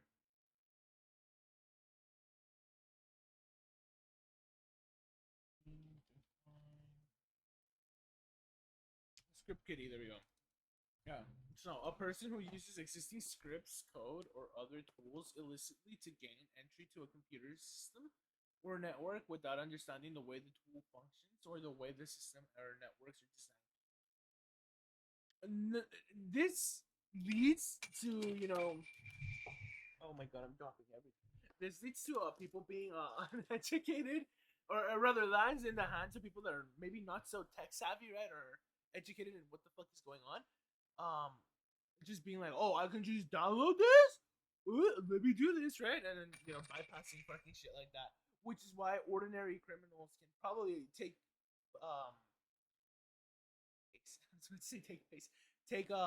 part in this scam, right? now, And why while these people are methods willing the to ones just that are like, undoubtedly the most let me popular, pickpocket that's not to say that iPhones, you know others what I don't mean? exist. Let me yoink your phone. And in the broader context of this illicit Yoink. trade, this is only one Yoink. specialized area. Many smartphone traffickers don't source their phones from the pockets of unsuspecting victims at concerts, and many traffickers don't need to bypass the iCloud lock at all. You see, while iCloud locked phones are more often associated to physical theft, bad ESN phones are more often tied to activities such as fraud. Yeah. And that leads me into this next section. Oh my god, don't tell me they can make you fucking go through fraud charges yourself. Oh, no! While we've discussed the Apple iCloud lock, the other kind Oh of my kill switch on God. a phone is the carrier kill switch. When a phone is blacklisted in this kind of way, it can't make any kind of calls or use any kind of data. Generally, the nickname given to these types of devices is a bad ESN or a bad IMEI. And while a wireless carrier will blacklist a device if it's lost or stolen, generally the most common reason for this is that the phone was financed and has money owed on it. When a phone ends up in this state, the balance must be paid off first before it can be switched to a different carrier. Cool. And this is enforced by an international block list that companies and law enforcement around the world cross-reference using the phone's identification numbers, which are tied to the hardware inside them.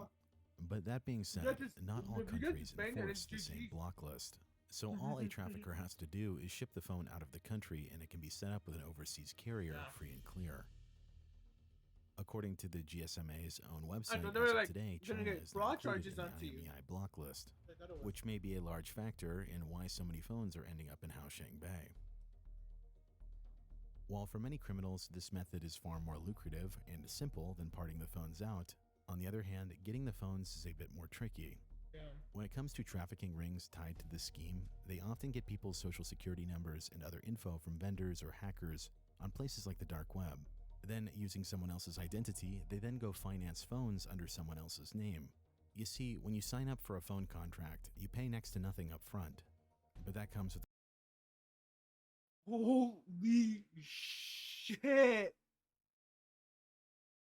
Yo, you all get your shit checked, your social security number checked by like a credit checker ever so often, just in case they do have your fucking social security number, because that is fucking huge. Holy shit. There was like a leak a while ago for like students that were signing up UC schools that I know of. My friends got the email. It's horrible. Horrible. And you know what? Fuck whoever did that leak. The promise to pay the phone back. But obviously, since we're talking about fraud, the criminal intention here is not to pay off the phone, it's to resell the phones near full price. And many fraud rings choose to ship the phones to countries where they can get more for the phone.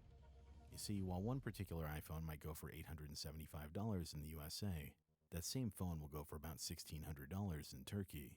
This is due to the local import taxes in that area. But obviously, these criminals don't just walk into a wireless store and purchase the phone as themselves.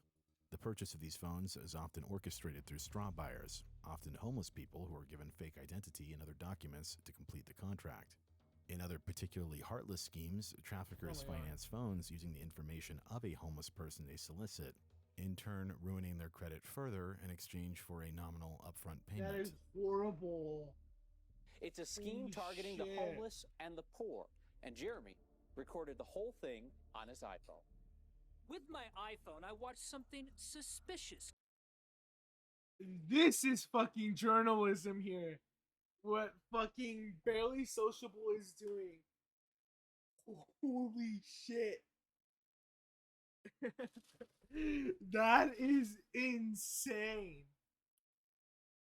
And by the most part, it's all objective, right? It's not like Trump said this, and I believe Trump. Or Biden said that he wants every American to suck his dick, right? Or something like that. By the way, that is just me like making fun of like what media has become nowadays, right? Like CNN and Fox News, right? Where one of them wants you to suck Trump's dick, the other one wants you to suck Biden's dick. Though Biden is the greater of, not the greater, the better of two. I wouldn't say evils. I would say like negligences. Or Trump is actually evil, and Biden's a little negligent, right? Let's go down at the Cherry Creek Apple Store. Starting off men evil, signing but numerous contracts for numerous iPhones within hours, but then Yeah, his giving them career over to was someone very else. Even an Apple Store he was a employee racist. appeared to play a role, giving the I don't know if iPhone he's grown straight out of that. to this guy. Especially because of like his campaign thing $200. Yeah. with what he said, right? He said, "You ain't," and so on. We saw David Sauer sign his name. I got 4 sleep bags. He lives at a local park. Sauer says he was picked up by This was this just guy commentary, who though. promised all of that money if he signed like the serious, contracts serious, and yeah. turned over the phones. It was 10 phones. Give me $200. He was surprised his bad credit was good enough to get contracts, but he needs cash. Motel room, a bath, food. What did they promise you? They promised me about 200 or 300 in cash. We watched Jamal sign away too again and again. The same guy approached him on his way to donate plasma. Why were you going to donate plasma? You were just hard up for cash? Yeah, I just needed some cash at the moment. They promised me cash right after the cell phones were activated. Horrible. They told me I'd make close to $200 to $300. So what I'm saying is, like, this is objective? Say this not guy really promised subjective. they could just cancel the contracts later. No problem. Given this basic premise, every additional line that can be started is another device that can be resold. Yeah. So for fraud rings that have access to compromised employees within wireless carriers, they are able to take this a step further. To give you an example, in one particularly large operation of 101 individuals that moved $100 million worth of product, the DOJ press release wrote, according to the superseding indictment, the conspirators also utilized compromised store employees to activate phones using fake identities or fraudulently adding lines to legitimate customer accounts. Other schemes allegedly involved the use of fake identity information as well as legitimate customer information to swap SIM cards, enabling the defendants to verify banking information through text messages and withdraw funds from customer accounts. As you can tell, fraud rings benefit greatly from having someone on the inside, and while in the context of phone trafficking it allows them to start additional fraudulent lines, the other thing that paragraph was referring to was the infamous SIM swap. And now, I'm sure many of you have heard about this already with how many people have been hacked as a result of this in the past few years, and while sometimes the employee is tricked and or hacked, there have been many such instances where the SIM swaps were an inside job. But continuing on, the other main method of sourcing phones by means of fraud is insurance fraud. I'm now, like, while the what words the insurance fuck fraud is are gonna go relatively on? self-explanatory, the basis for this method is simply using some form of fake ID to file a claim on a device that someone else owns. There's so many layers. Holy fuck. To quote the DOJ once more regarding an individual who defrauded around $200,000, from December 2017 to January 2020, Blanco and her conspirators devised a scheme to fraudulently obtain replacement cellular phones from an insurance company. Company 1, by assuming identities of wireless customers and filing false claims under Company 1's handset insurance program. Blanco and her conspirators contacted Company 1, posed as legitimate customers, and submitted false claims to Company 1 for damage, theft, or loss on hundreds of handsets owned by the customers. Blanco and her conspirators provided Company 1 with false identification, typically a fake New York or New Jersey driver's license, falsified to reflect the name of the legitimate customer. Now next up we have warranty fraud, and I've really only seen about 2 major stories tied to this method. Both were Chinese nationals, and in both instances the men had imported counterfeit iPhones into the USA and then attempted to return them to Apple under the pretenses that they wouldn't turn on and should be replaced under warranty. The devices that they returned were given a spoofed IMEI and serial number to match that of an in-warranty phone. Surprisingly, Apple seemingly couldn't tell the devices were fake for the longest time, allowing some 1,500 to be replaced for one guy, then some 2,500 for the other. Damn. Damn. Holy shit. No, I mean, he's basically gathering the data, but like, you know, he's still like doing journalism instead of like just reporting on like what the newspaper says, which most you know, news organizations do. The newspaper actually in most cases ends up being the first source, right? This is what you call a secondary source. The news is on the lowest. Oh.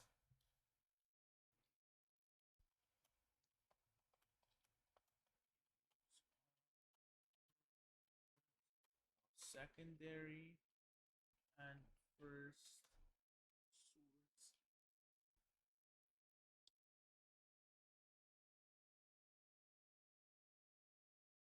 Primary sources are immediate first-hand accounts of a topic from people who had a direct connection with it. Primary sources can include texts of laws and other original documents, newspaper reports by reporters who witnessed an event or who quote people who did.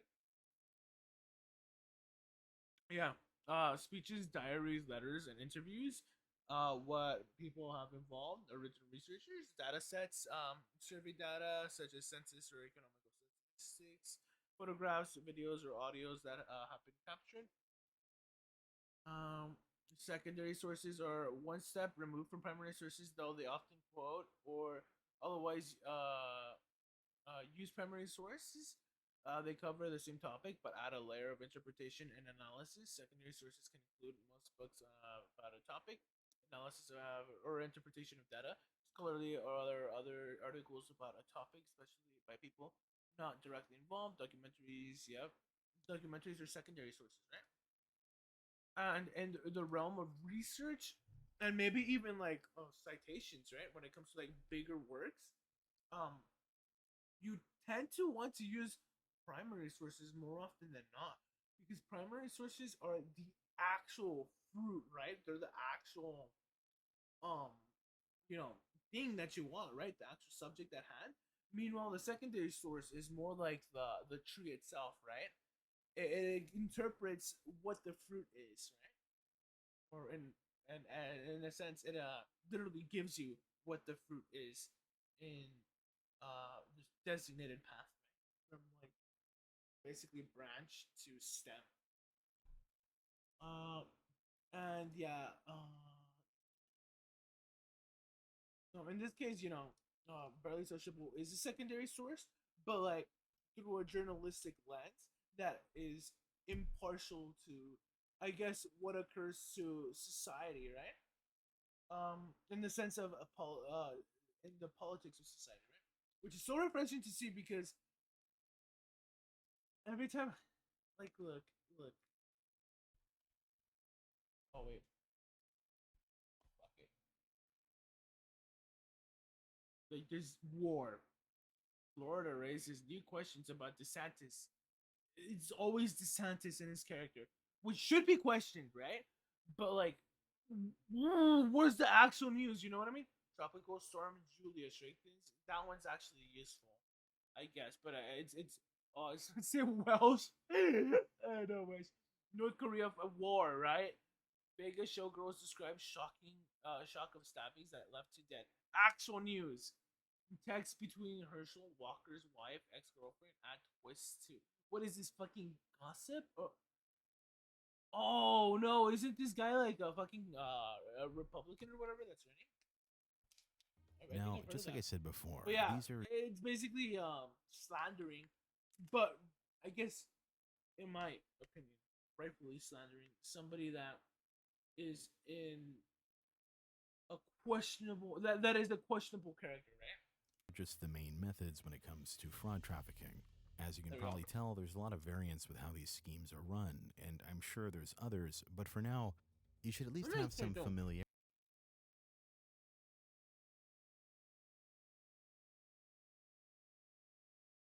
Oh, he made his wife. Yeah. He made his wife get an abortion, right? Yeah. Pay for an abortion to hush money or something. Yeah, that's horrible. And he's like against abortions himself. Like, what the fuck? Like, what the fuck? What brain rot goes on in people's heads? They're like, we shall not instill abortion, and then you're like, hey, you used to be my ex-wife. I don't want you to carry this child because I don't want to have child support. Like really, like fuck off.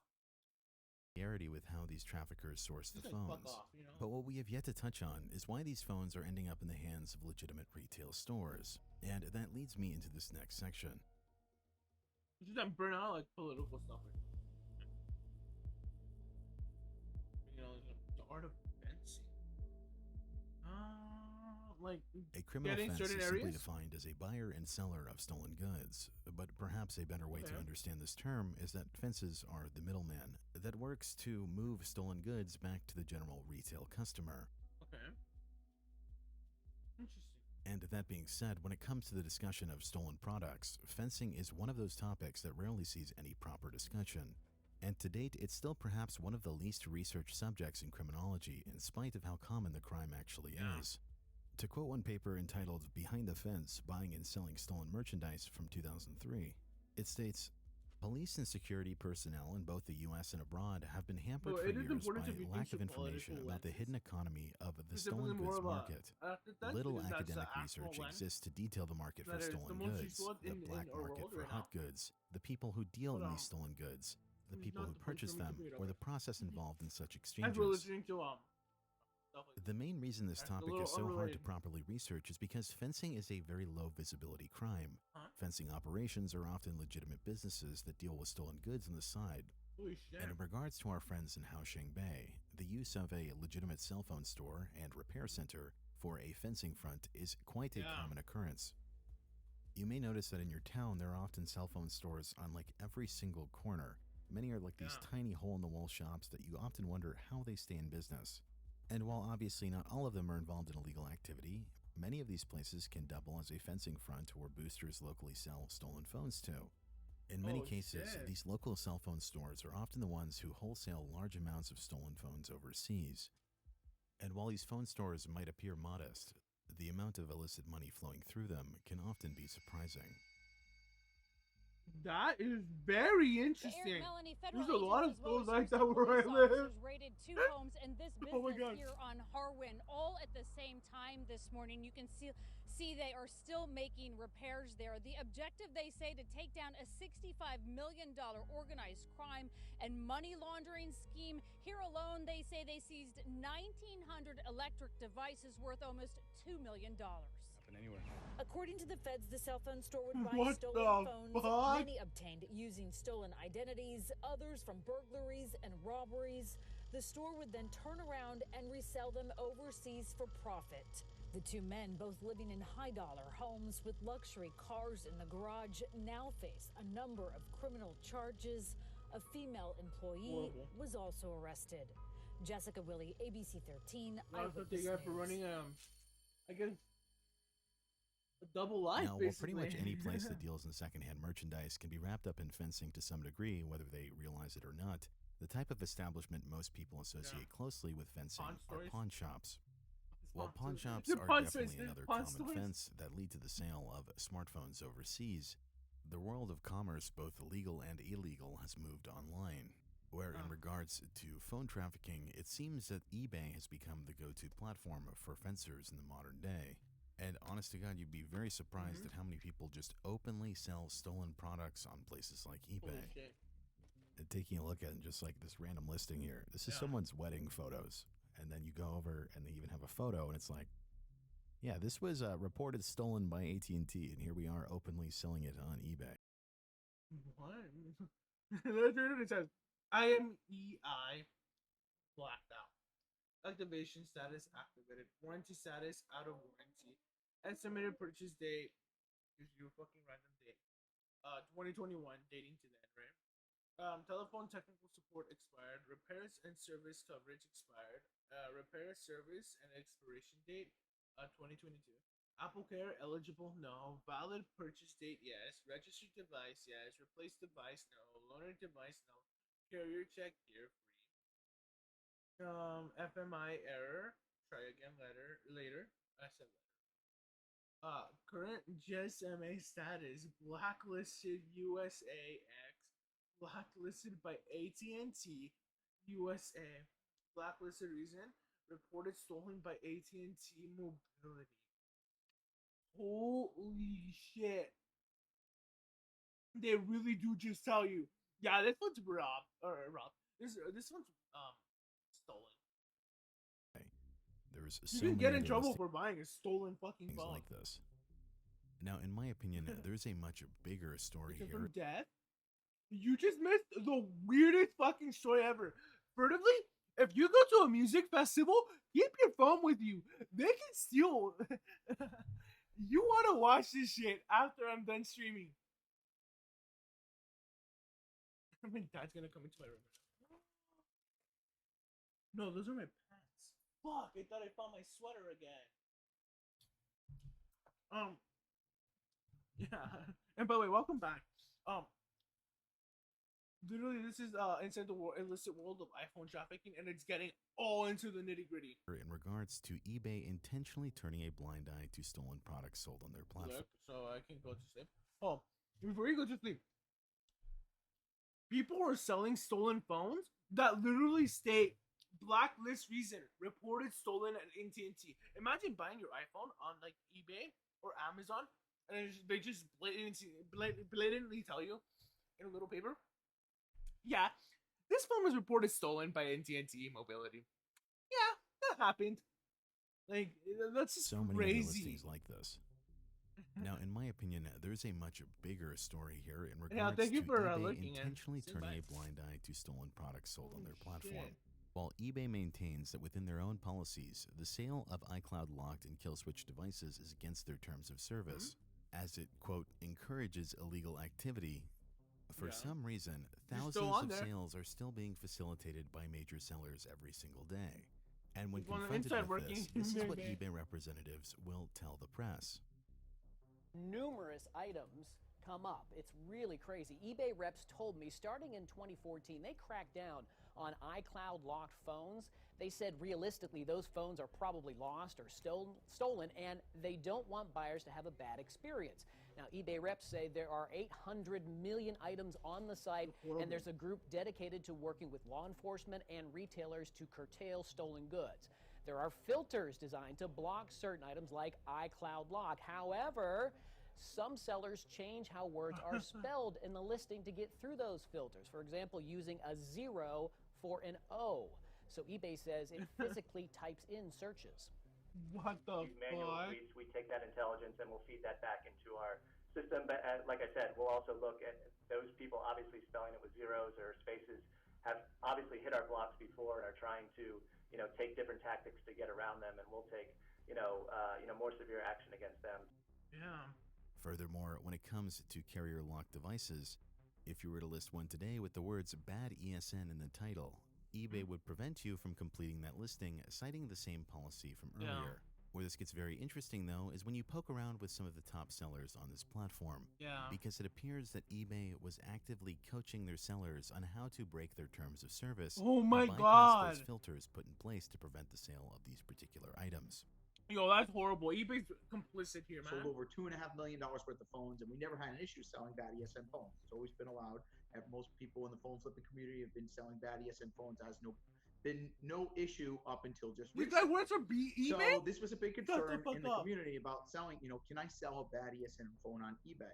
So I got on the phone with a couple reps on eBay, and this took me, probably 2 or 3 reps to get a really good answer on this. I wanted a solid answer because, we built our business. The guy needs to be fired. And so the guy that I talked to, he said he had a letter straight from eBay corporate that was confidential. Now, in their terms, they talked about this encouraging illegal activity policy. It doesn't mention anything about bad ESNs. It only mentions kill switch devices or iCloud locked, but no bad ESN. However, he did say in the confidential document, it did mention the bad ESN phones, but he couldn't tell me exactly what it said. So, I talked to him for about 20 minutes, and I said, we want to make sure that we stay compliant. We want to sell on eBay. We make a lot of money on eBay, and we want to continue to sell on eBay. So, we want to make sure we're not going to get banned for selling a phone with a bad ESN. So he said he would get back to me. He'd write me a letter, and he would talk to a couple people at corporate and just get the exact details on this. And here's the letter right here that he wrote me. Since these phones are not iCloud locked, there are no concerns for illegal activity. Okay, so now this is right from some of the heads at eBay right here, okay? So this made me feel a lot better, but I wanted to double check. So what I did was I replied back to him and I said, this is great, and I really appreciate this. Are you sure that this is okay? Because I want to make sure we don't get banned. So they sent me another message back. Now, I don't have that message. It's buried in my eBay messages here, and I'd have to go search for it. But basically, the eBay, straight from eBay, said it's okay to sell bad ESN phones. They just don't want us to put it in the title. Those people obviously spelling it with zeros or spaces have obviously hit our blocks before and are trying to, take different tactics to get around them, and we'll take, more severe action against them. Horrible. Straight from eBay said it's okay to sell bad ESN phones. They just don't want us to put it in the title. So here's what we're doing. In the title here, we're just putting. I cannot believe that they can just fucking steal your phone, send it to China, then do all this bullshit. And even get your SSN out of it. Us not being able to sell bad ESN that's phones insane. on eBay any longer.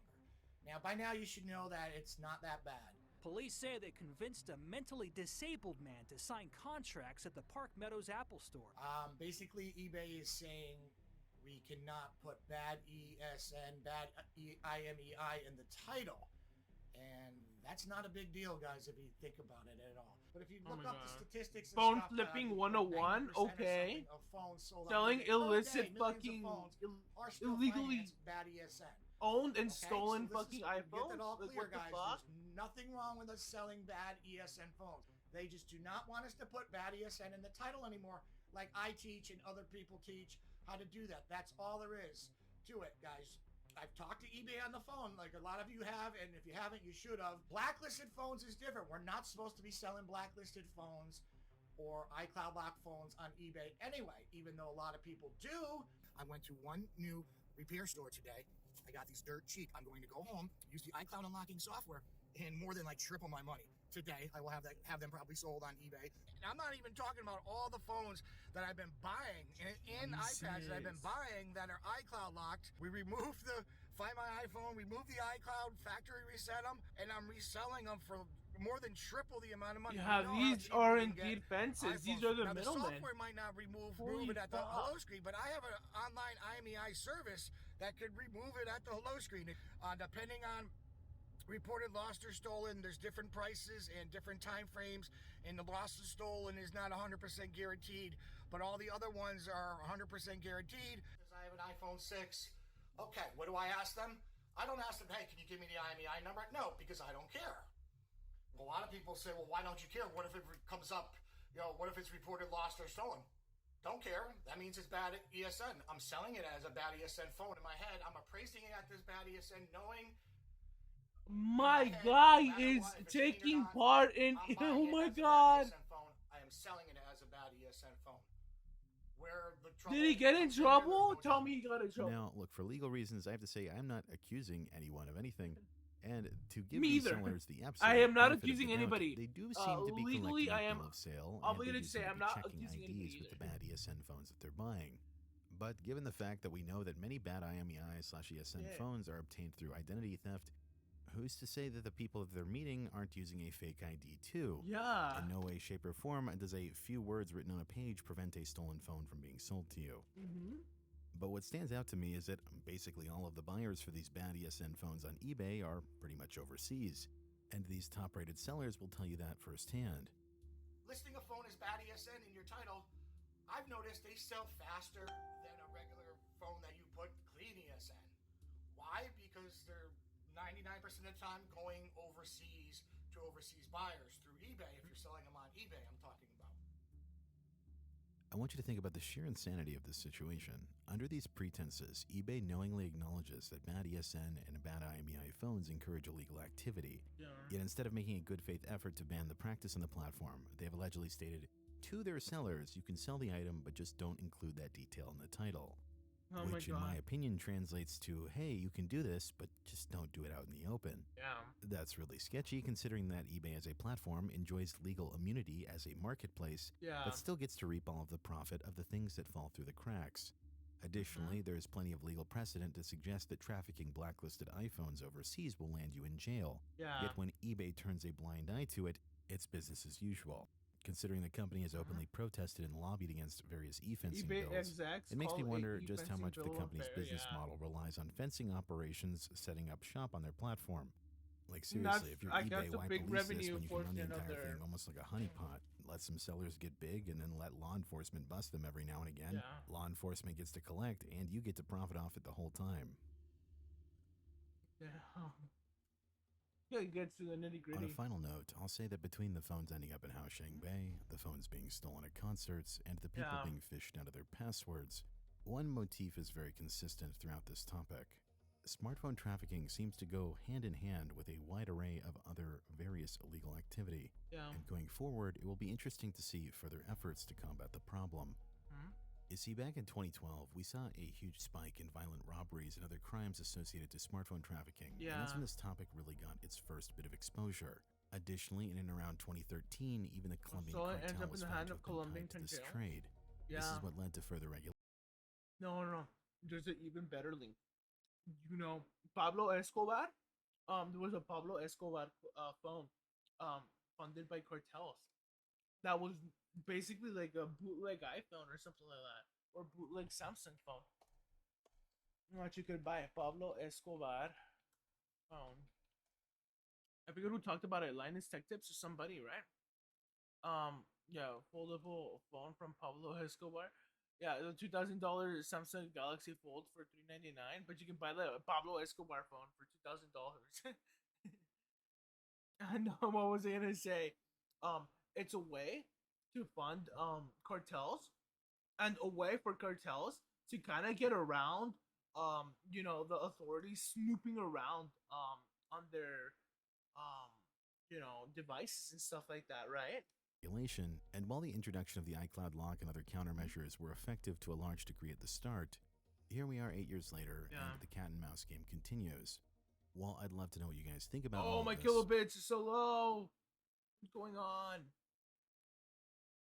Oh fuck. 1510, 517. Am I still live?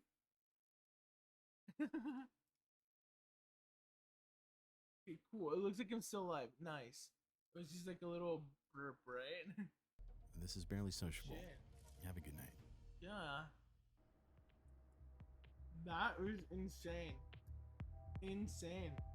Like I said, I wanted to watch one on a cartel called Los Zetas. They're insane, right? But I couldn't because it was too gruesome. Literally. And you guys probably wouldn't want to hear it because how horrible it is.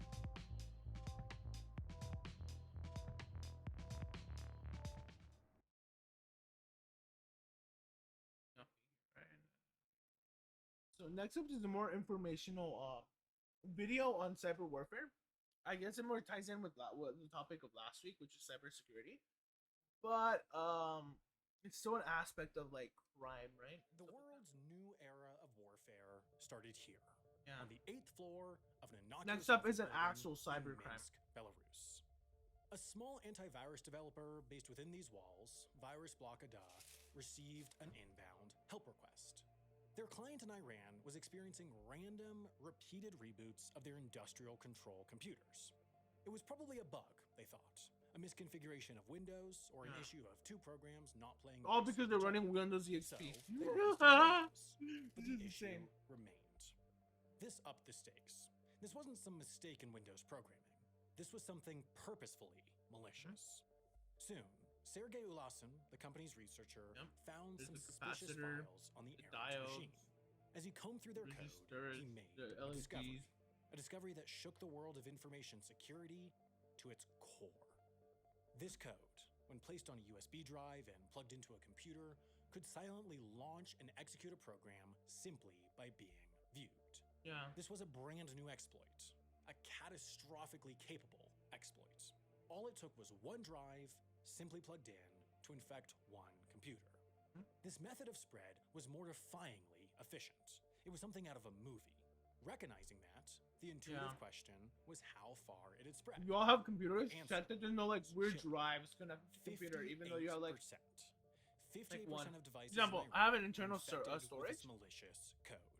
58% of the for country's my Apple computers were iPhone, within the but grips other than of that, some mystery I only have a device so local capable disk. that they had identified an exploit of existential proportions. And what made this ominous envelopment all that much more intimidating was that nobody knew what this code was intended to do. Nobody knew why a high-skilled hacker had spread a groundbreaking worm to 58% of Iran's computers.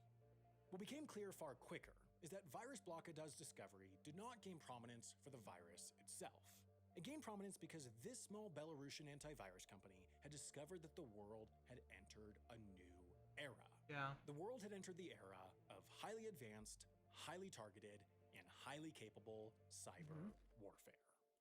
This new era was made possible, where you can just and perhaps more launch importantly, made code profitable and by maliciously one single infect concept, other computers the across the world.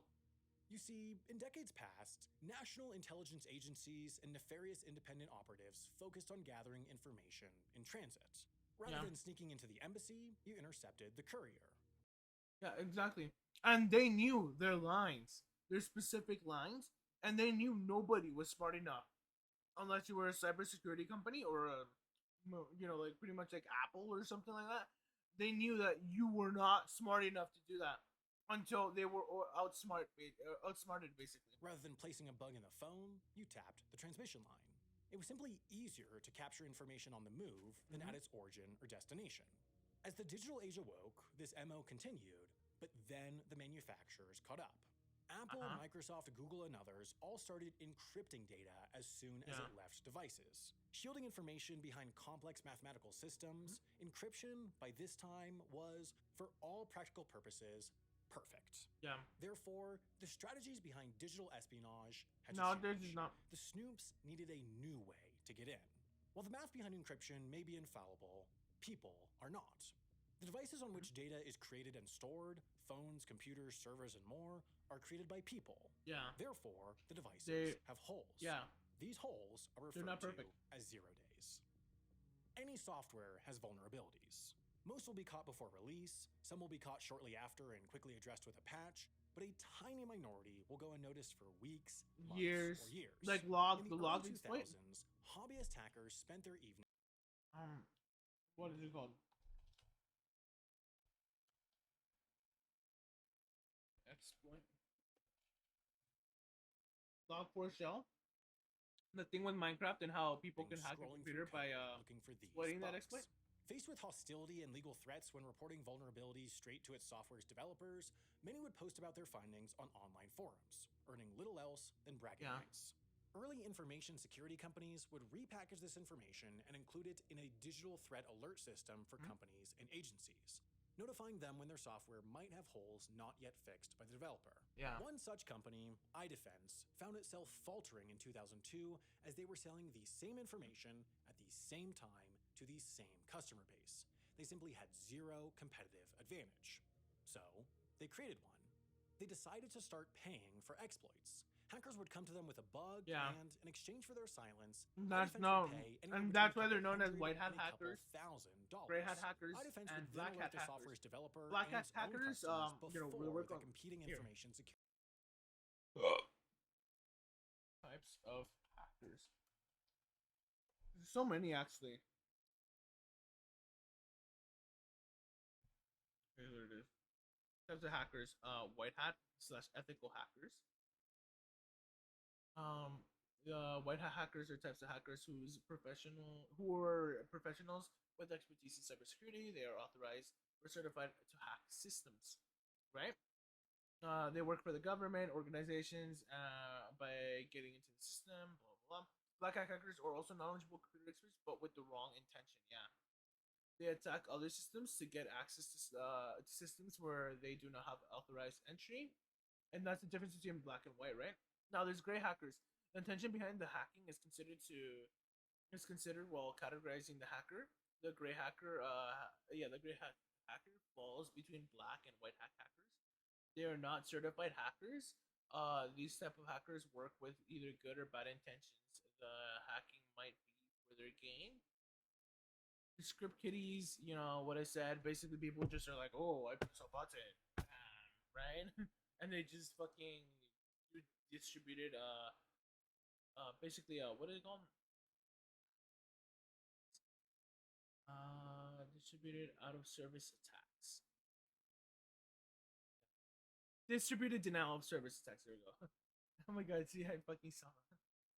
Then there's green hat hackers. There are types of hackers who learn the ropes of hacking. So they're like new. They basically have a green thumb, right? Or whatever. No, not green thumb. They're just green. Blue hat hackers are types of hackers who are similar to script kiddies. The intent to learn is missing. They use hacking as a weapon to gain popularity amongst their fellow beings. Yeah, so these guys are not so useful. Red hat hackers are synonymous with eagle-eyed hackers. They are the types of hackers who are similar with white hat hackers. Red hat hackers intend to stop an attack, stop the attacks of black hat hackers. You know, there's so much stuff like that. State nation sponsored hackers, hacktivists, malicious insider or whistleblower. Oh, there's so many types, right? And they're all very interesting in their own rights. Yeah. Security companies could. With the information staying among more trusted hands, important. this also lowered the likelihood of a vulnerability being used for nefarious reasons. iDefense had created an ethical, profitable system that gave hackers a first opportunity to monetize their hobby, and so it was no surprise that it grew into a massive success. In mere months, the company went from weeks behind on payroll to a pioneer in the industry.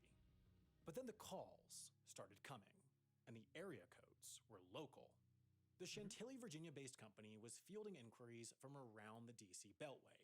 Government contractors wanted to buy their exploits. For the 0 days that iDefense had paid 3 or 4 Why would you want to buy the exploits? callers were willing to pay 6, as long as the company stayed quiet, as long as the buyer stayed the only one with knowledge of the 0 day. iDefense said no. But they soon found themselves priced out of the very market. Oh, shut up. Whereas their payouts might fund a vacation, the black market bounties paid for sports cars. They simply couldn't compete. On the other side of the equation, the American military machine had recognized the astonishing potential rising out of a single software susceptibility. Unperturbed by borders, rules of engagement, or mortality, cyber warfare had the potential to silently achieve America's strategic goals so long as they, and only they, knew about these 0 days. In the years since, the market has propagated into a staggering degree of scale and legitimacy. While a thriving black and gray market still exists, especially for sales to countries with concerning human rights records, Western players like the US source the 0 day exploits upon which they build their cyber weapons from companies that hardly hide what they're doing. In the most extreme example, 0 day broker Zerodium publishes their price list. For an exploit capable of running a piece of code on a device or network without user interaction, remote code execution as it's known, the company is willing to pay up to $10,000 on router software. For the same capability, they'll pay up to $100,000 on WordPress and up to $1 million for Windows. Zerodium is even offering a temporarily higher $400,000 bounty for a remote code execution 0 day on Microsoft Outlook, possibly indicating that someone somewhere desperately needs that very exploit for a cyber weapon under development. Remote code execution exploits are the holy grail. They have insights on what others are planning on using in unfettered access to another's machine. Of course, 0 days become worthless essentially the instant they are discovered. Nowadays, software developers will quickly patch the exploits upon notification. Yeah, like the log one was a 0 day The pretty fact much that this malicious for a long code, time. quickly dubbed Stuxnet, included a remote code execution exploit that could have sold for hundreds of thousands of dollars, indicated that it was designed to do something equally valuable. However, it soon became clear that the .lnk exploit did not stand alone. Layered on top of it was another remote code execution exploit. New Stuxnet 0 was day designed to embed vulnerability in itself Apache, into the file that communicates metadata to printers on a local network. However, with this 0 day, that file would end up on all the other computers on that local network, silently and quickly spreading from a single machine to an entire office, university, factory, or other facility. Then, to complete the spread, the code used 2 escalation of privilege 0 days, each for different versions of the operating system, allowing it, when installed on a single user account, to gain access to an entire Yo, machine. welcome, Le Monster Music. 4 0 days. 4 Talking exploits about each worth crimes, life-changing amounts of money. cyber crimes, This was, financial in the crimes. most literal sense, an unprecedented scale Minutes? of hacking device. It's fine. It's super late for you, Had a isn't it, piece of too? code so Like expertly 3 a.m. designed almost? 4 unknown exploits. You were gonna Whoever buy. was behind this had exhausted enormous resources onto this single How was 1 your megabyte day? piece of Wanna talk code, about it? but even as it was being combed through by virus blockada, even as it set the information security industry ablaze, even as it propagated from machine to machine in Iran Okay, and nice. beyond, the single Yeah, most yeah, it's important almost. question remained For me, it's unanswered. 12. I am What about to drop was dead. Stuxnet designed to Well, do? just showed and streamed This Overwatch is 2. Natanz Nice. nuclear facility. And while neither Iranian Um, officials nor anyone what in was global it the same? information security knew Fuck. it, by It's the a middle of scam as 2010, expected. the complex had How become so? ground zero for the implementation I mean, of the most it's the same advanced game, cyber right? weapon Just with the like a world had campaign. ever seen. Ooh, Hours fuck. away from Tehran by car, Yeah, that sitting is on a the scam. border of the nation's central desert, in the shadow of the That is a Caucasus scam. Mountains, Is it because this like uranium NFTs or enrichment whatever facility too, is or did they purposefully add that? geographically isolated. That would make it Its even more of a geographic scam. isolation, however, pales in comparison to its digital I don't isolation. fuck Natanz, that. in response to an So earlier, you buy like a rudimentary $60 cyber game attack, to buy it wasn't even 20. connected to the You internet, basically as pay Iran $20 more had per air-gapped the month or facility something. to protect important That's and insane. notoriously fickle centrifuges from outside meddling. For the outside to metal, then, a worm had to be planted manually. Yeah. At some point in To 2009, replicate, right? an unknowing employee at the plant, a spy, or a mole plugged a contaminated USB stick into a PC running Microsoft Windows. That's just Getting the malware past insane. the air gap, however, only marked the beginning. First, using the .lnk Dude, imagine subnet, using that method to like hack a fucking streamer. It's free to play. Oh, it's free to play, but you pay $20 or $250. That's in one character. Oh my god, that's a lot. $20? My bank account is broken. I'm just kidding. No, no, I'm just joking. No, but I mean, sticker sprays and really shitty skins. Yeah, I can see that. And do you lose out on them after paying the $20, or is it like I mean, like if it like next month you have to pay the next $20, right? Or you don't pay that? 'Cause I'd assume you do, right? Unless you get to keep them, because that would be interesting. But it's still $20 you're wasting. Just for the first season. I understand, yeah. Especially because you know, all the delays and Blizzard and all that, and the workplace at Activision. Some characters. New game modes. That sounds cool. I mean, you're still wasting $20 per month. But I guess for free to play, that's cool, right? I mean, it's still, you know, a fucking scam, like you said. Over time, it's gonna ramp up. It's gonna be horrible, right? the worm jumped from USB to computer with. So yeah, imagine like fucking infecting a streamer's Then, computer just by using like being, Printer yo, Zero bro, I'm your vulnerability, friend. The And just worm gained access to the facility's local network and spread across the entire enrichment plant. Undetected and inside the Natanz network, the malicious code still held. I'm surprised it still hasn't happened though. Continuing its search, Or for a if it very has, it's particular still target silent. as it went. Conceptually, cyber weapons are rather straightforward. Like most of their physical counterparts, these weapons consist of two primary. Those are pretty components, normal the though for carrier like and the shooting games, payload. right? In other words, no matter the level of complexity, Except for the payload every mode. cyber I weapon think is that one's a comprised little of weird. code that gains it access into a computer or network, and code that informs what the weapon does once it's inside. At this stage, the carrier had so far succeeded.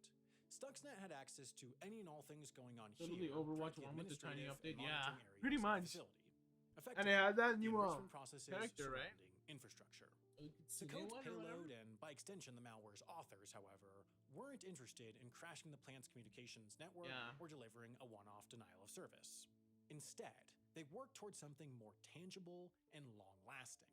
What the code wanted access to was buried underground here, where actual physical What are you gonna get? centrifuges were using centrifugal force to tear away unwanted isotopes and create uranium-235. Oh my god, it is how Iran got their fucking like nuclear like the schematics for making nuclear stuff. Holy Centrifuges, shit. though, weren't PCs. If I but wanted to get programmable scammed, I would logic go back controllers, to playing industrial Genshin control Impact. equipment that provided yet another Right? hurdle for the malware. You know, they added like a whole new Using stolen security mode or whatever. certificates, No, then not zero-day mode, but like vulnerabilities world. identified in Siemens Software, a German manufacturer whose PLCs controlled 164 of the Iranian centrifuges each, the carrier had reached its target, completed its mission, and released its payload. Among the many Kinda, heinous but and like frightening potentials I haven't played highlighted any of the by this Bayonetta code, games. If I do play one one, troubling it's probably gonna be the aspect first one lies first, not right? in what it did, but what it intended not I to feel do. for those games, it For is important to play days the after first one. gaining access to the Yeah, no, I PLCs saw the direct. It controlling was the amazing. Iranian centrifuges, the very core of the nation's nuclear program, Shit. the payload did nothing but monitor the machine's RPMs.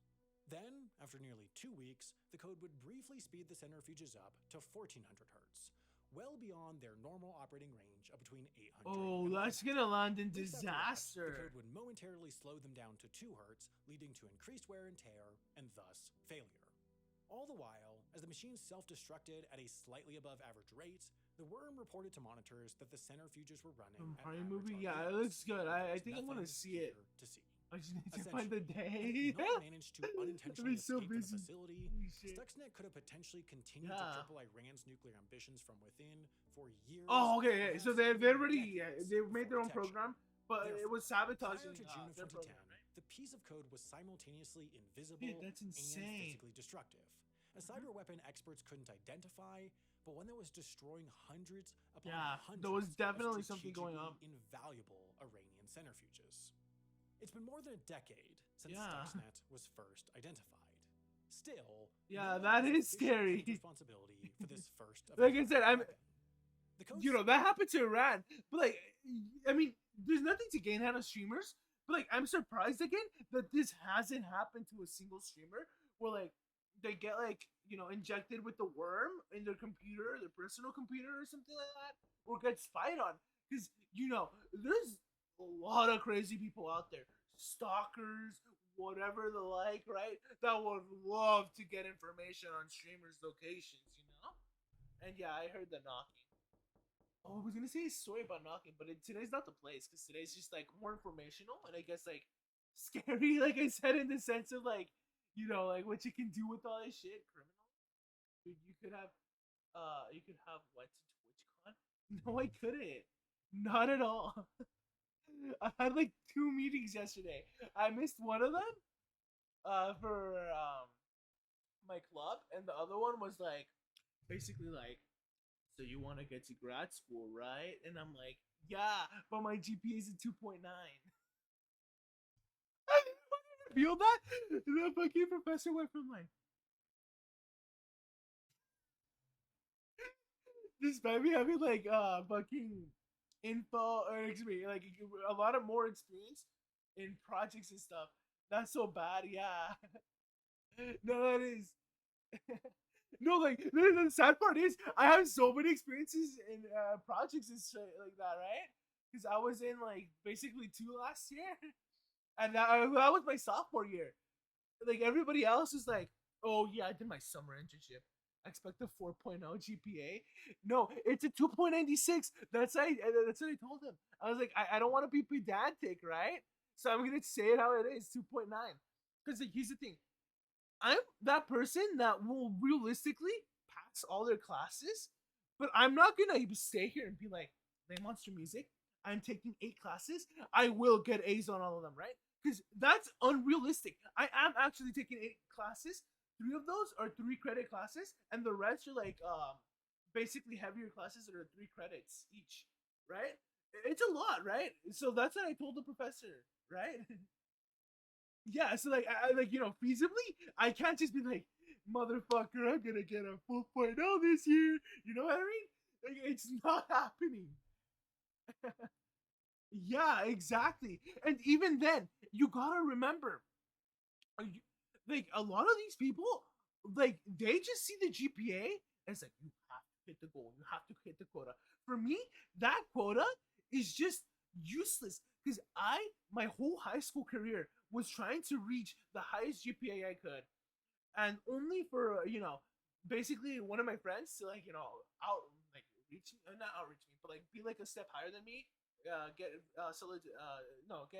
valedictorian rank, which I'm happy for. But what was I gonna say? You know, still being like in this super negative, hyper competitive space for whatever fucking reason, just to reach a GPA of 4.6 out of 4.0. You know what I mean? I'm tired of fucking reaching GPAs at some point. You know, it's horrible, horrible, horrible, horrible.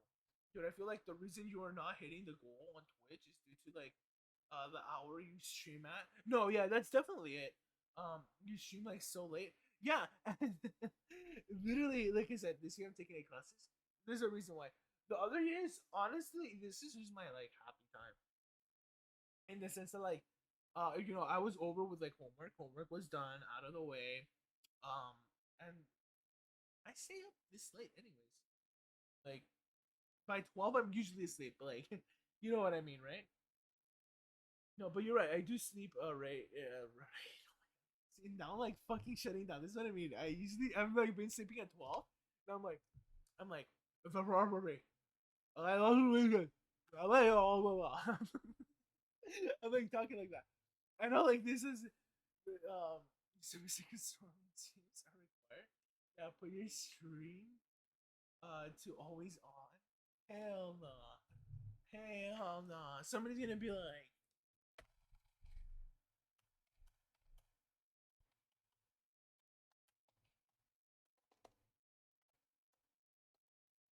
so you'd be like, I got financial info. Get fucked. scrub, right? They're gonna be like that. They're gonna be like hacking me while I fucking sleep, or I'm gonna be that dumbass that's like, look at my fucking credit card. This is why I don't think that would happen. No, me either. But like, I would definitely be that dumbass that just fucking shows their credit card on a fucking accident, right? I'm like, oh shit, I need to get my shit for school, right? All last minute, or like, you know, it's just gonna show a different side of me that I fear employers are gonna fucking find. You know what I mean? Too, like, I know this sounds nasty, and I'm here. I fart a lot. You all don't want to hear that. Scale, though, its sheer size and complexity has created a consensus. You said to me that I've accidentally leaked on it. Person. I have! Well, the world's most powerful hackers are likely to get their hands on a single video I'm such a dumbass, too. Ay, Nor could this be the work I'm just kidding. of No, I group haven't. of No, I haven't. activists or even a minor nation state either. And to be fair, it happens more often than you think. Yeah, no, it does. Orders of magnitude Like, larger you than can any pretty malware much get it before through and it wasn't just being massive, fancy with like, It what was the fuck I search up in incredibly Google and precise, just like, laying dormant in computers across the globe and it only sucks. recognizing It's like you're watching a video and then like you scroll down on YouTube and it's like running exactly your IP address is at centrifuges. I'm gonna make up Such a sound like size signaled Glendale or this was a something weapon designed bullshitty like across that. Years, while such clinical precision You know what I mean? signaled the It code just was crafted sucks. with potential future lawsuits. You're not and able to do anything about that. And I don't have a VPN just because in I'm not the words rich. design, experts the world over So I should concluded have it one. had to be crafted by a major world power. That's a or tip to everybody that's rich. with the Have a time and VPN. resources to approach such an And I will hack unprecedented you. undertaking, and it had to be a world power or multiple that wasn't so friendly with Iran. Information in the actual code and geopolitical context aren't our only clues as to who is behind this, though. Cybersecurity experts have conducted countless interviews on background and pored over troves of leaked documents since the worm appeared. What they found was that the development of Stuxnet was described as a A third friend option who that uses existed voice somewhere meter, between doing the nothing to slow Iran's audio nuclear cable advance software, launching and it has your airstrikes IP to destroy the enrichment on the app, facilities. and he went As an to the settings alternative to was how the weapon was first presented to President Bush, them to live and Israeli didn't know officials, till I and called eventually him yelling to to President the VOD Obama. now. Yeah, All no, of whom definitely you need to supported delete the its VOD. implementation. No, the What the stupid thing, journalists revealed was the that stupid thing that gets me mad. The fucking internet menu on the Nintendo Switch leaks your fucking IP address. I am fucking astounded. Nintendo doesn't block that shit out, and people fucking stream on the Nintendo Switch, dude. Like, that is insane. that the U.S. and Israel had ushered the world into a new era of state-led cyber offensive It's horrible. that wreaked physical destruction.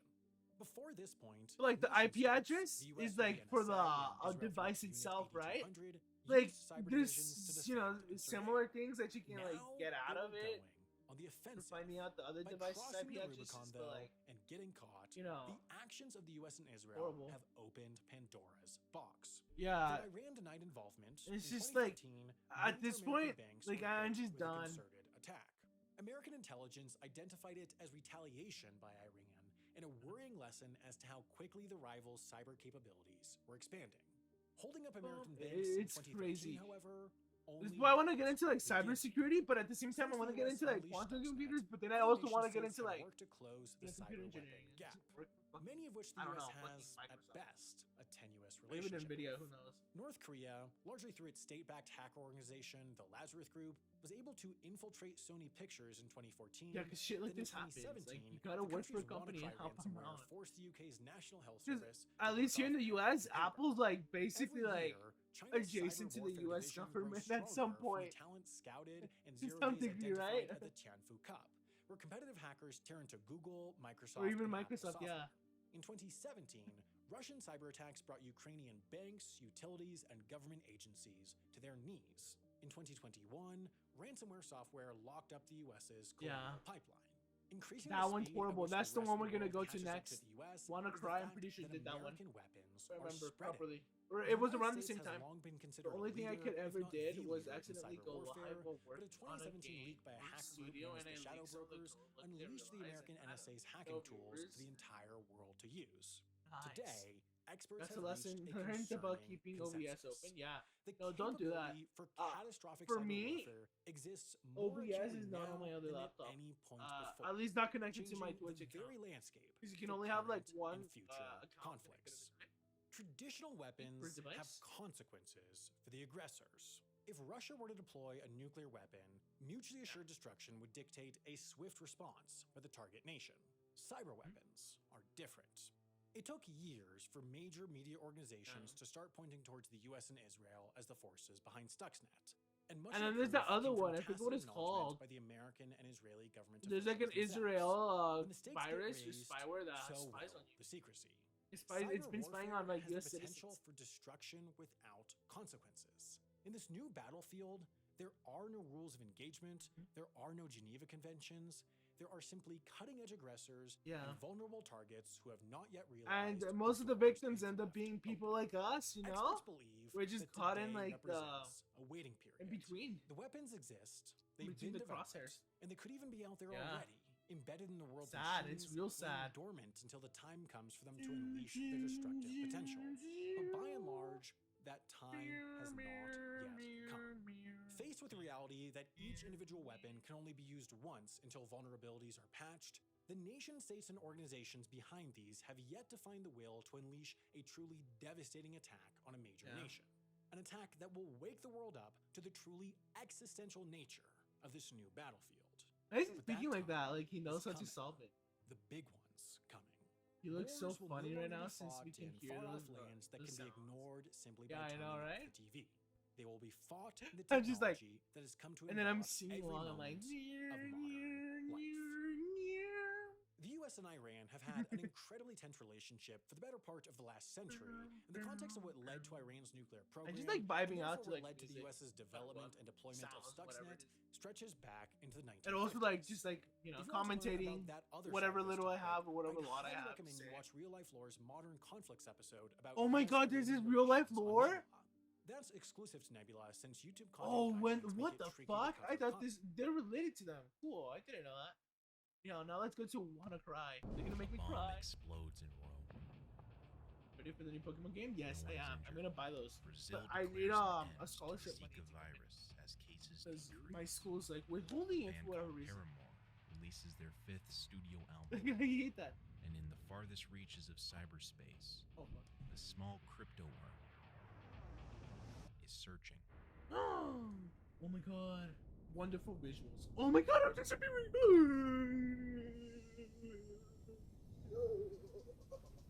just kidding. Oh shit. What did you say? It Oh, nothing needs yet. to escape this place. But it can't. He hacked me. Not until it finds an open port.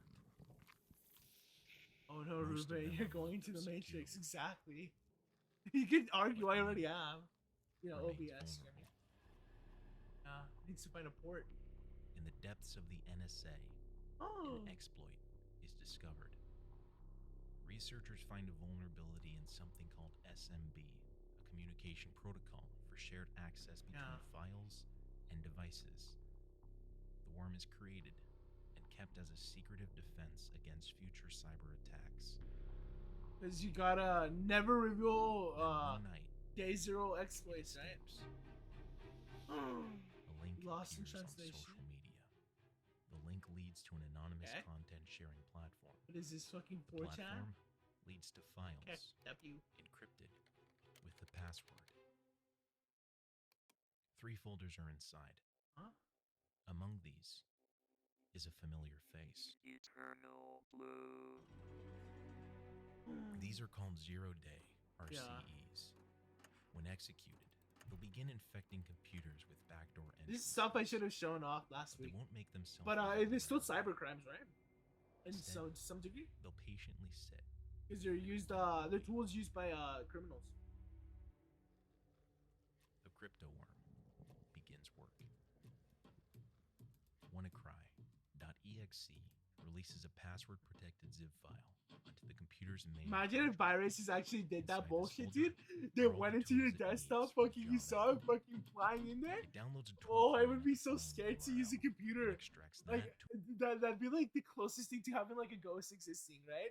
Just like seeing a fucking worm just phase into existence, go into a file of yours, fucking munch that shit, and they corrupt it. Oh, that'd be freaky as fuck. This client opens communication channels with 5 different servers.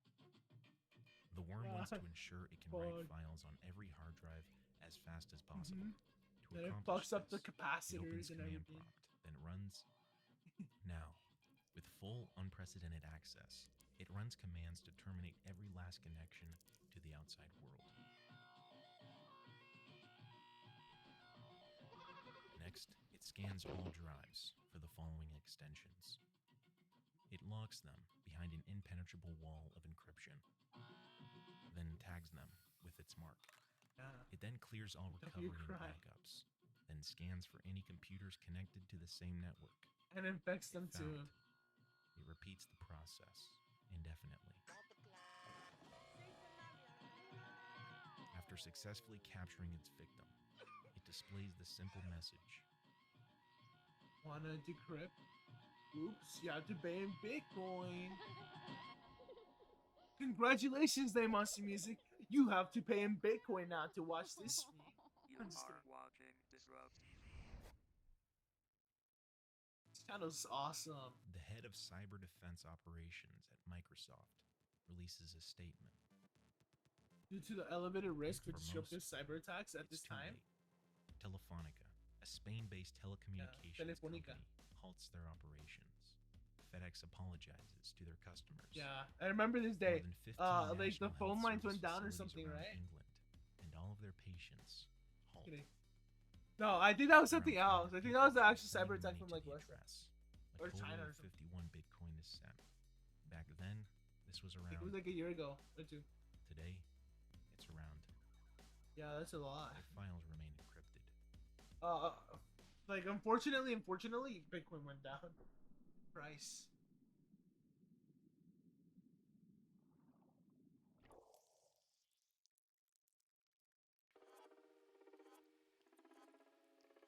A young cybersecurity specialist is returning from lunch when he notices the massive spread. He throws aside the takeout box and begins the defense. Yeah. Marcus Hutchins, aka Malware Tech, starts uncovering bit by bit, line by line, the foundations of WannaCry. He runs a sample of the malware code inside a safeguarded analysis environment. He notices that the code is trying and failing to connect to a domain. Yeah. He checks if that domain is registered. It's not. Groundwork for something called a sinkhole is laid. If successful, the server will capture the traffic that the worm is sending, then stop it from traveling any further. Marcus registers the domain, runs the analysis environment, and crosses his fingers.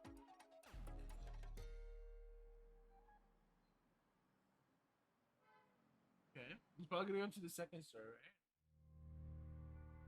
That is the ad break or whatever. Has anyone seen my keys? No, no music, no music. I'm just kidding. The smell of garbage permeates the street corner. But Jeremy Jimena is used to it. He's worked this route for years. On a street called Paseo Monte. Oh, yeah, this is the a town second called story. Taytay, in the country of the Philippines, on planet Earth. The collector gets off and begins loading the bags He's probably gonna contrast this story to WannaCry. old grain, pizza boxes, toilet paper. Lastly, Jimena picks up a bedspread. The local police tape off the area and begin their investigation. Fuck, it was like Autopsies reveal the victim as a Catherine Lee. Instantaneous death.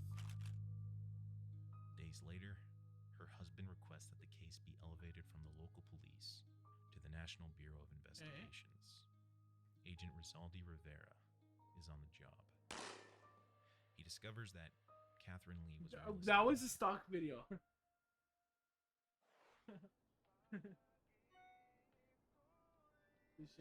Investment inquiry? Okay. Bill Maxwell states that he and his colleague, Tony, are looking for real estate on the island. The only stipulation, that it be a good investment.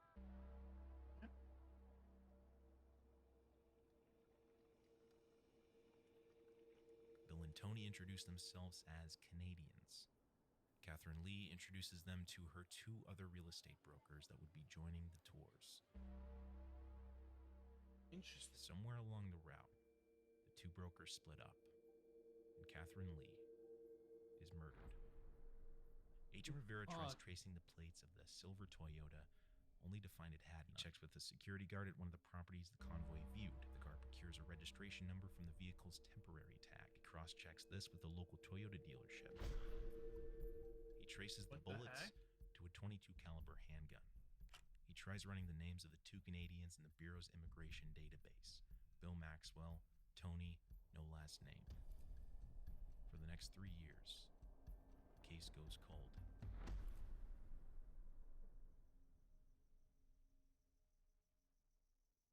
That's insane. What the heck? And they get like a phone call and it's like, this is a tip? Drug Enforcement Agency.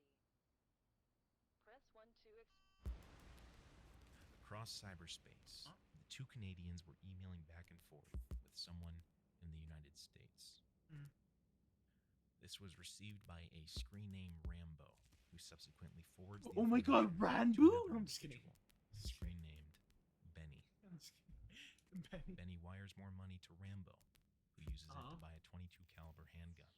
Holy shit. What is he? Like the movie character? A few days later, Rambo receives He's gonna go Rambo? Investigators decode that the two Canadians aren't Canadian at all. They reside in North Carolina. Oh, so they're Identified American. now as Adam Samia and Carl Stillwell. Pictures of a bike, which he named. Blood Two money? were arrested, given life What the sentences. fuck? But to Agent Rivera, something doesn't add up. 2 + 3 + 5. What the agents from the U.S. Embassy told him would be the start of uncovering the largest cybercriminal enterprise in history. The a Silk dark Road? empire in the shadows for nearly a decade. Actually, are they gonna talk about the Silk Road? I don't know. That's like the only drug organization. Around the world, every infected machine connects to the sinkhole. Defenses are reinforced, and over the next 3 days, the team play a metabolic game of tug-of-war between offense and defense. A security researcher in France finds an antidote. When a regular system generates an RSA encryption key, it must choose between 2 primary numbers. Once the key is registered, those primary numbers... What is this? What is this? Is this my fucking assignment? You have a situation in which you have 2 prime numbers. Now you need to jump to the next prime number and return the previous prime number. Now, when that happens, we have to get an even number. Now, make this encryption work and present it to me next week. Thank you, class. That's it. You'll get an A if you get it to work. You'll get a B if you plagiarize. You'll get a C if you don't get it to work. Thank you. I'm kidding. Numbers are typically stored for safekeeping. What as is they can this? be used to regenerate. And I should have said F if encryption you plagiarize. Whatever created the virus true. didn't You wipe shouldn't. those prime numbers from the system. They remain in the cache. Adrien Gunet releases the WannaWiki decryptor, which recovers those prime numbers from the PC memory, then attempts its file revival. That's sick. Clues surface about the birthplace of Origin.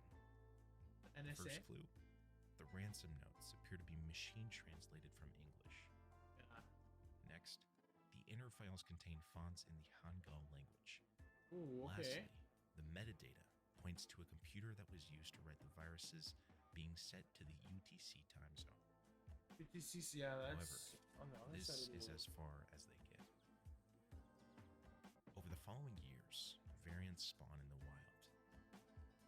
12,000 different worms begin wreaking small-scale havoc on their prey. Though none of them have as large of a footprint as the original, the same protocol is prevalent, crawling into the open network port, seizing control, demanding payment. So here is the actual wanted decrypt that pops up. We can see our files just disappeared here. They have all been encrypted. Yeah. And now no longer. Now you have to pay in Bitcoin to get it unencrypted. Otherwise, it deletes all your files. So there's a time limit to do anything.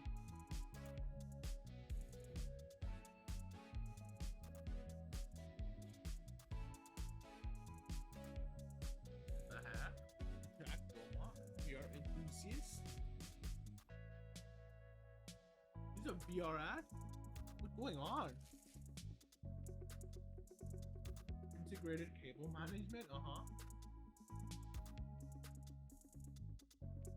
Uh-huh. What?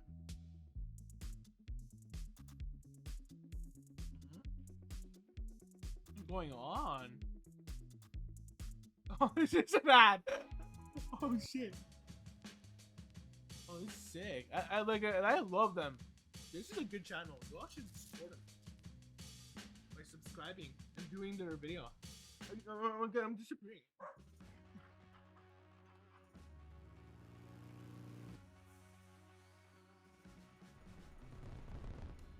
Small town, middle America. A box arrives from FedEx. Inside are Soma pills, a muscle relaxer, obtained through a network laid in place thousands of miles away. First, the customer receives an email from a generic prescription drug website. The customer selects what she wants, fills out her symptoms, pays by credit card. The order is collected by a company called RX Limited, then relayed to one of the many American doctors who they partnered with. The doctor reads the symptoms, then fills out a prescription form.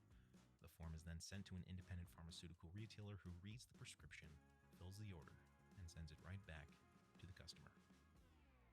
Interesting. Sadness, loss of interest, anxiety.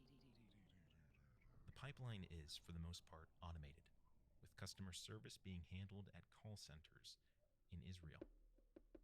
One of these call centers is interviewing a new employee, Moran Oz.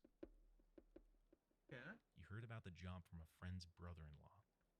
The boss is named Boaz Tagert. Boaz says he started the company with his brother Tomar and a silent partner. The company services a larger network of websites, including RX Limited and another one called AlphaNet. Moran Oz takes the managerial job. He's told to adopt an American-sounding name. Told to say they're from Utah, not Israel.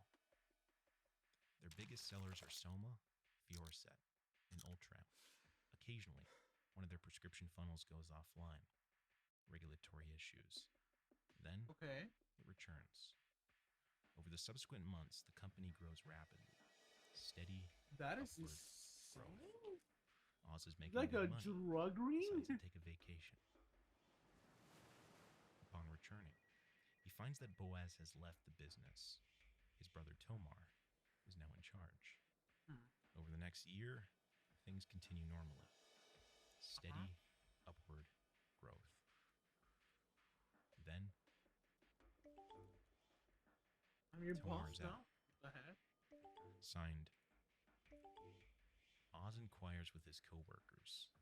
It's the silent partner. The new boss doesn't show up to the office. Only takes some calls or communicates via email. Says he's too busy to travel. He insists Oz encrypts his hard drive with a program called E4M. Over the subsequent months, things continue as normal. Steady, upward growth. Then, he informs Oz he wants to meet.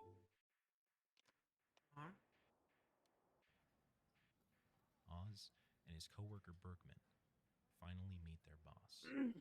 He informs them he's opening a new call center in Tel Aviv. He wants them to staff and oversee it. The endeavor would be called CSWW. the business opens. Each month, they receive a wire transfer from Hong Kong to cover operation costs. Steady. That's a little upward. suspicious. A new hire, Levi Kugel, an American, joins the operation. RX Limited is growing so quickly that it's finding difficulty finding enough pharmacies to fill orders. Oz and Levi begin discussing the possibility of starting their own wholesale pharmacy in the US to help fill in those orders at a lower cost to save their boss money. Need you to inspect the new PH call He's center. picked up Your at his hotel is booked. by an American named Dave. They ride to one of Paul's yachts. The plan is to travel for the day to a small island that housed the center, do the inspection, spend the night, then head back. As the shore shrinks on the horizon, This is gonna link up Miles with takes a the drink from a Philippine champagne story at glass some one moment, point. then finds himself hurling towards the ocean surface the next. Oh my god. Kill? He's greeted with the barrel of a 9mm. He hears Dave yelling at him. He tries to plead with the man, wondering why. Yeah. David says something into a satellite phone he's holding.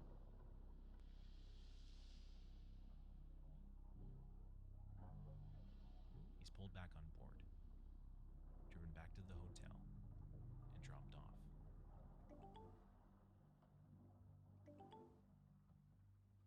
Paul denies any knowledge of the event. Interesting. Christmas Eve. A baby boy is born. First name. He's adopted by a loving family. His family moves to South Africa, where his father starts a company. He does well in primary school. Good grades, friendly demeanor, clean as a whistle. He's not a huge fan of sports. Instead, he takes to wing commander. One day, his father proposes a deal. Clean the car, get a computer. Deal accepted. Atari ST. From here, the boy dives deep into code, creating worlds. At 15, police storm the family home.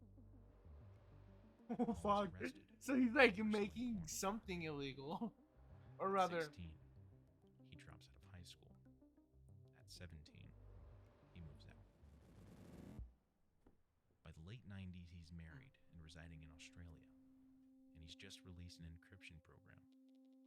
Encryption for the manifesto masses? posted on the website reads, yeah, harder to find in "It's the a wall. solid piece of software, and it grows popular. But he releases it for free, and he's struggling for cash. His marriage falls apart, and he moves to Hong Kong, then Rotterdam, then the Netherlands. Marries again, has a kid, launches a software development company. One of his clients is Wilfred Hafner, an Italian engineer. Wilfred hires Paul to build a packaged piece of software similar to his early E4M encryption program. They Okay. call it Hafner discovers that Paul has been funneling some of the work he's been creating for DriveCrypt into an unnamed personal project. He's fired. Yeah, Paul goes underground. Another company is registered, IBS Systems, which would later become a division of RX Limited. Okay. RX Limited now has tens of thousands of various domains fronted as separate pharmaceutical companies. Paul creates his own domain register. When one gets squashed, another appears. Yeah. Capitalizing on the opioid crisis of America. Oh my It's god, estimated yeah. The company is pulling in. He operates his empire with Shitload. vast reaches of inverted Especially for back cyberspace. then? Back then? And by 2010, he's ventured Holy from shit. pharmaceutical drugs to weapon shipments. He pushes buttons in the virtual world, and his minions in the physical world execute. Bruce Jones is a captain. He's approached by a fellow Englishman about a job sailing a shipment from Turkey to Indonesia to the Philippines. job would be paid for by a La Plata Trading, shipping guns, all above table, he's told. Him and his new Georgian crew sail from Turkey to Ghana to the Congo, then to Indonesia. Jones receives a call informing him to go to Subic Bay and wait. Days pass. More days. With the unplanned delay, Jones has to return home. His wife is expecting their child any day now. Jones jumps in a buoy and is replaced by a different pilot who continues the job. Eventually, the ship is called out of the delay. As they're pulling out, local fishermen call the police. The boat is surrounded. They demand the cargo manifest. The new captain doesn't have it. Oh, so what the fuck? So they're gonna get shot up or something? In a fucking boat battle? Joseph Hunter. He's the strong arm of Paul's empire. By the way, this is just like Enlisted stock in the footage, Army right? in 1983, joined the Rangers in 1985, and after the death of a friend in his unit, And he this was is all discharged for from the educational Rangers purposes. due to psychological trauma. He then continues his service in the Army as a sniper instructor, stationed in Puerto Rico. Over the next 2 decades, he achieves Sergeant First Class. Hunter returns to his hometown of Owensboro, Kentucky, with his wife, boys, and dogs. He becomes an inmate counselor. Hunter 2 years quits the later, correctional facility and joins DynCorp. Job description: security at the U.S. Embassy in Baghdad. A former soldier introduces the military man to the businessman. Within months, Hunter is hired by Paul under fake pseudonyms. Among the jobs Paul hires Hunter to do, one is to organize a hit on the captain of the seized shipments. Ooh, fuck. Over the years, the many tentacles spanning drug businesses, weapon shipments, gold and diamond smuggling are secured or hunted by Rambo. Paul Oh, see, so that's how it tied in. He converts the easily traceable cash into cold hard assets. The more he attains, the more paranoid he becomes. Yeah. That's like a trope with a lot of like crime, right? A lot of criminals that get away with stuff. They know their chances of getting away with other. Sits on his pile with a new With everything they've gotten away with so far, it's gonna catch up with them eventually. Not enough. Hey, Paul, Receives redacted a message from a former employee. Paul books a flight to the capital of Liberia to meet with a newly connected contact. Then, Paul goes quiet.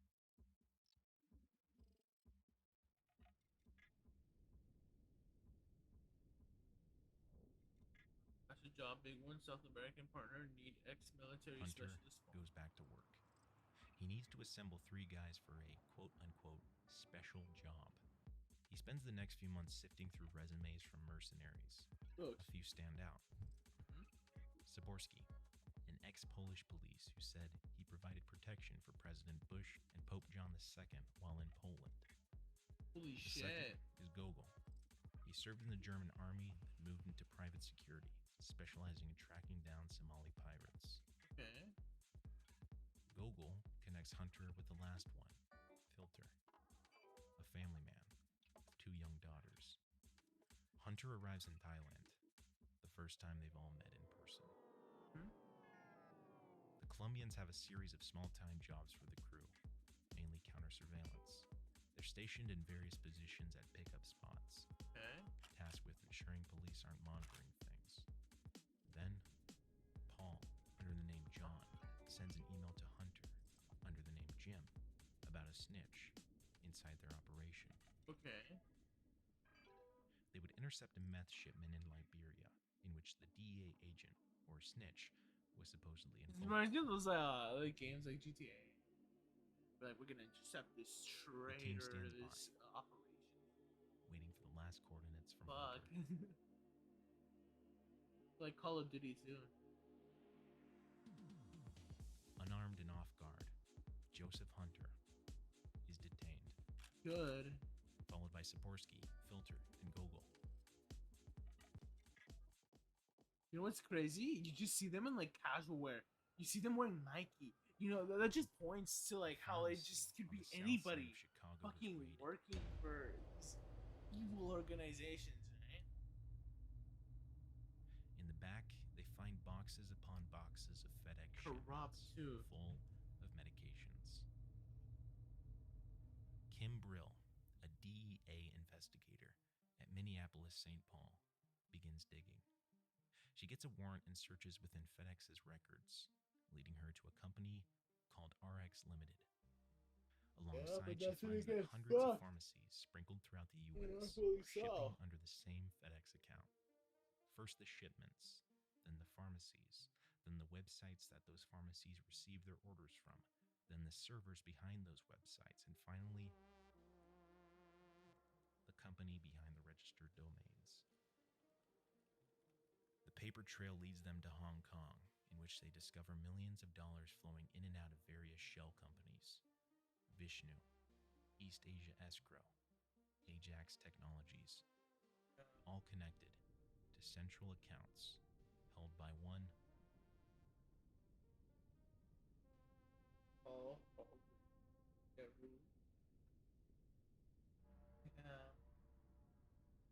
Robert McGowan is a former employee of Paul. He was tasked with a secretive project in the Democratic Republic of Congo. Eventually, he stopped the job. Paul subsequently used Robert's legal name to register various company documents. One of these is called Southern Ace.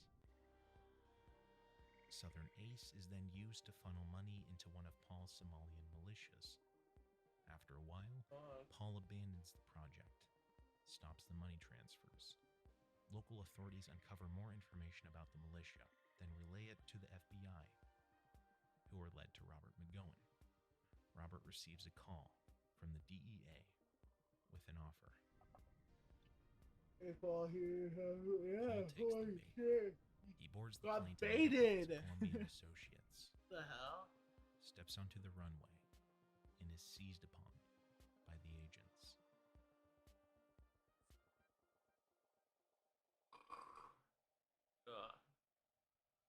I burps. They're getting The worse. DEA So doesn't want to it's publicly probably announce time that for me to Kingpin end has been soon. captured. They still have a use for him. Already. Using Paul's formerly encrypted email, agents act on his behalf, pushing buttons within his corrupt network. Over the next year, the DEA begins slowly dismantling the empire. Yeah. Setting up stings. Among those is Rambo. Joseph Hunter admits to the organized killing of the real estate agent from Manila. Months before her death, Paul gave her nearly $3 million to purchase property in the country. She then hired someone to do diligence on the deal. The report says the individual she hired ran off with the money. Oh, Upon receiving the news, Paul hired Hunter to eliminate both of them, who subsequently hired the two gunmen to complete the job. Hunter's three other gunmen plead guilty to conspiracy to murder the DEA agent. What a tragic situation. Damn. The Hunter is sentenced to life in prison.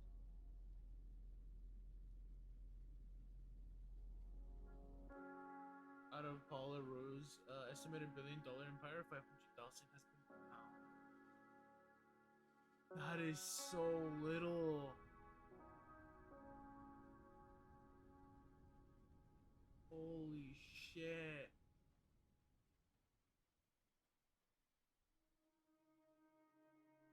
And now I just want to cry, right?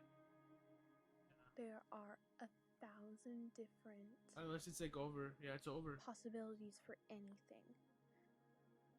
Like a stuffed animal you have on your bed. It looks like how it looks, but it could be at a slightly different angle. It could have different threading.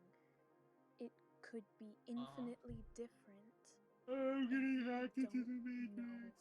how it would look if it was different, because all we know is this. There's no certainty that you will live until tomorrow. There is no certainty Yeah, always trying to make me so that high and the mighty. I'm universe sorry. will last as But, long like, as we think it will last. she's right. There's no certainty we'll live till tomorrow. And that's amazing. My mom's always like, dile gracias a Dios porque te levantaste, porque mucha gente nunca se levanta. Right? Basically, thank God that you're alive. Like, of course, me, I don't necessarily thank God I wore taken for granted as of now, but I shouldn't, right? To be happy to wake up, right? Damn. Anyhow, that's a piece of advice that I give everybody, right? Be happy that you wake up every day, no matter what state of being, mind, whatever you are in, right? Condition wise. And yeah, so there's more I could do. I'm petered out. Okay, leaf that has finally landed at the floor. 3 hour stream. This is short again. I could have watched the cold one. The cold one would have been fine. I'll tell you that right now. But it would have required me scrubbing through the stuff, and I'm like, tired. So, how about this? Next time I'll strive to make a 5 hour stream. If not, that's fine. So, gonna get whatever it is. And I'll see you all later. So, gonna get whatever it is again. And bye, everybody. Oh, man. Yeah, bye again. See you probably not tomorrow. Probably not Monday. Probably not Wednesday. And probably Friday, I want to say, but here. So yeah, bye everybody. Again, bye.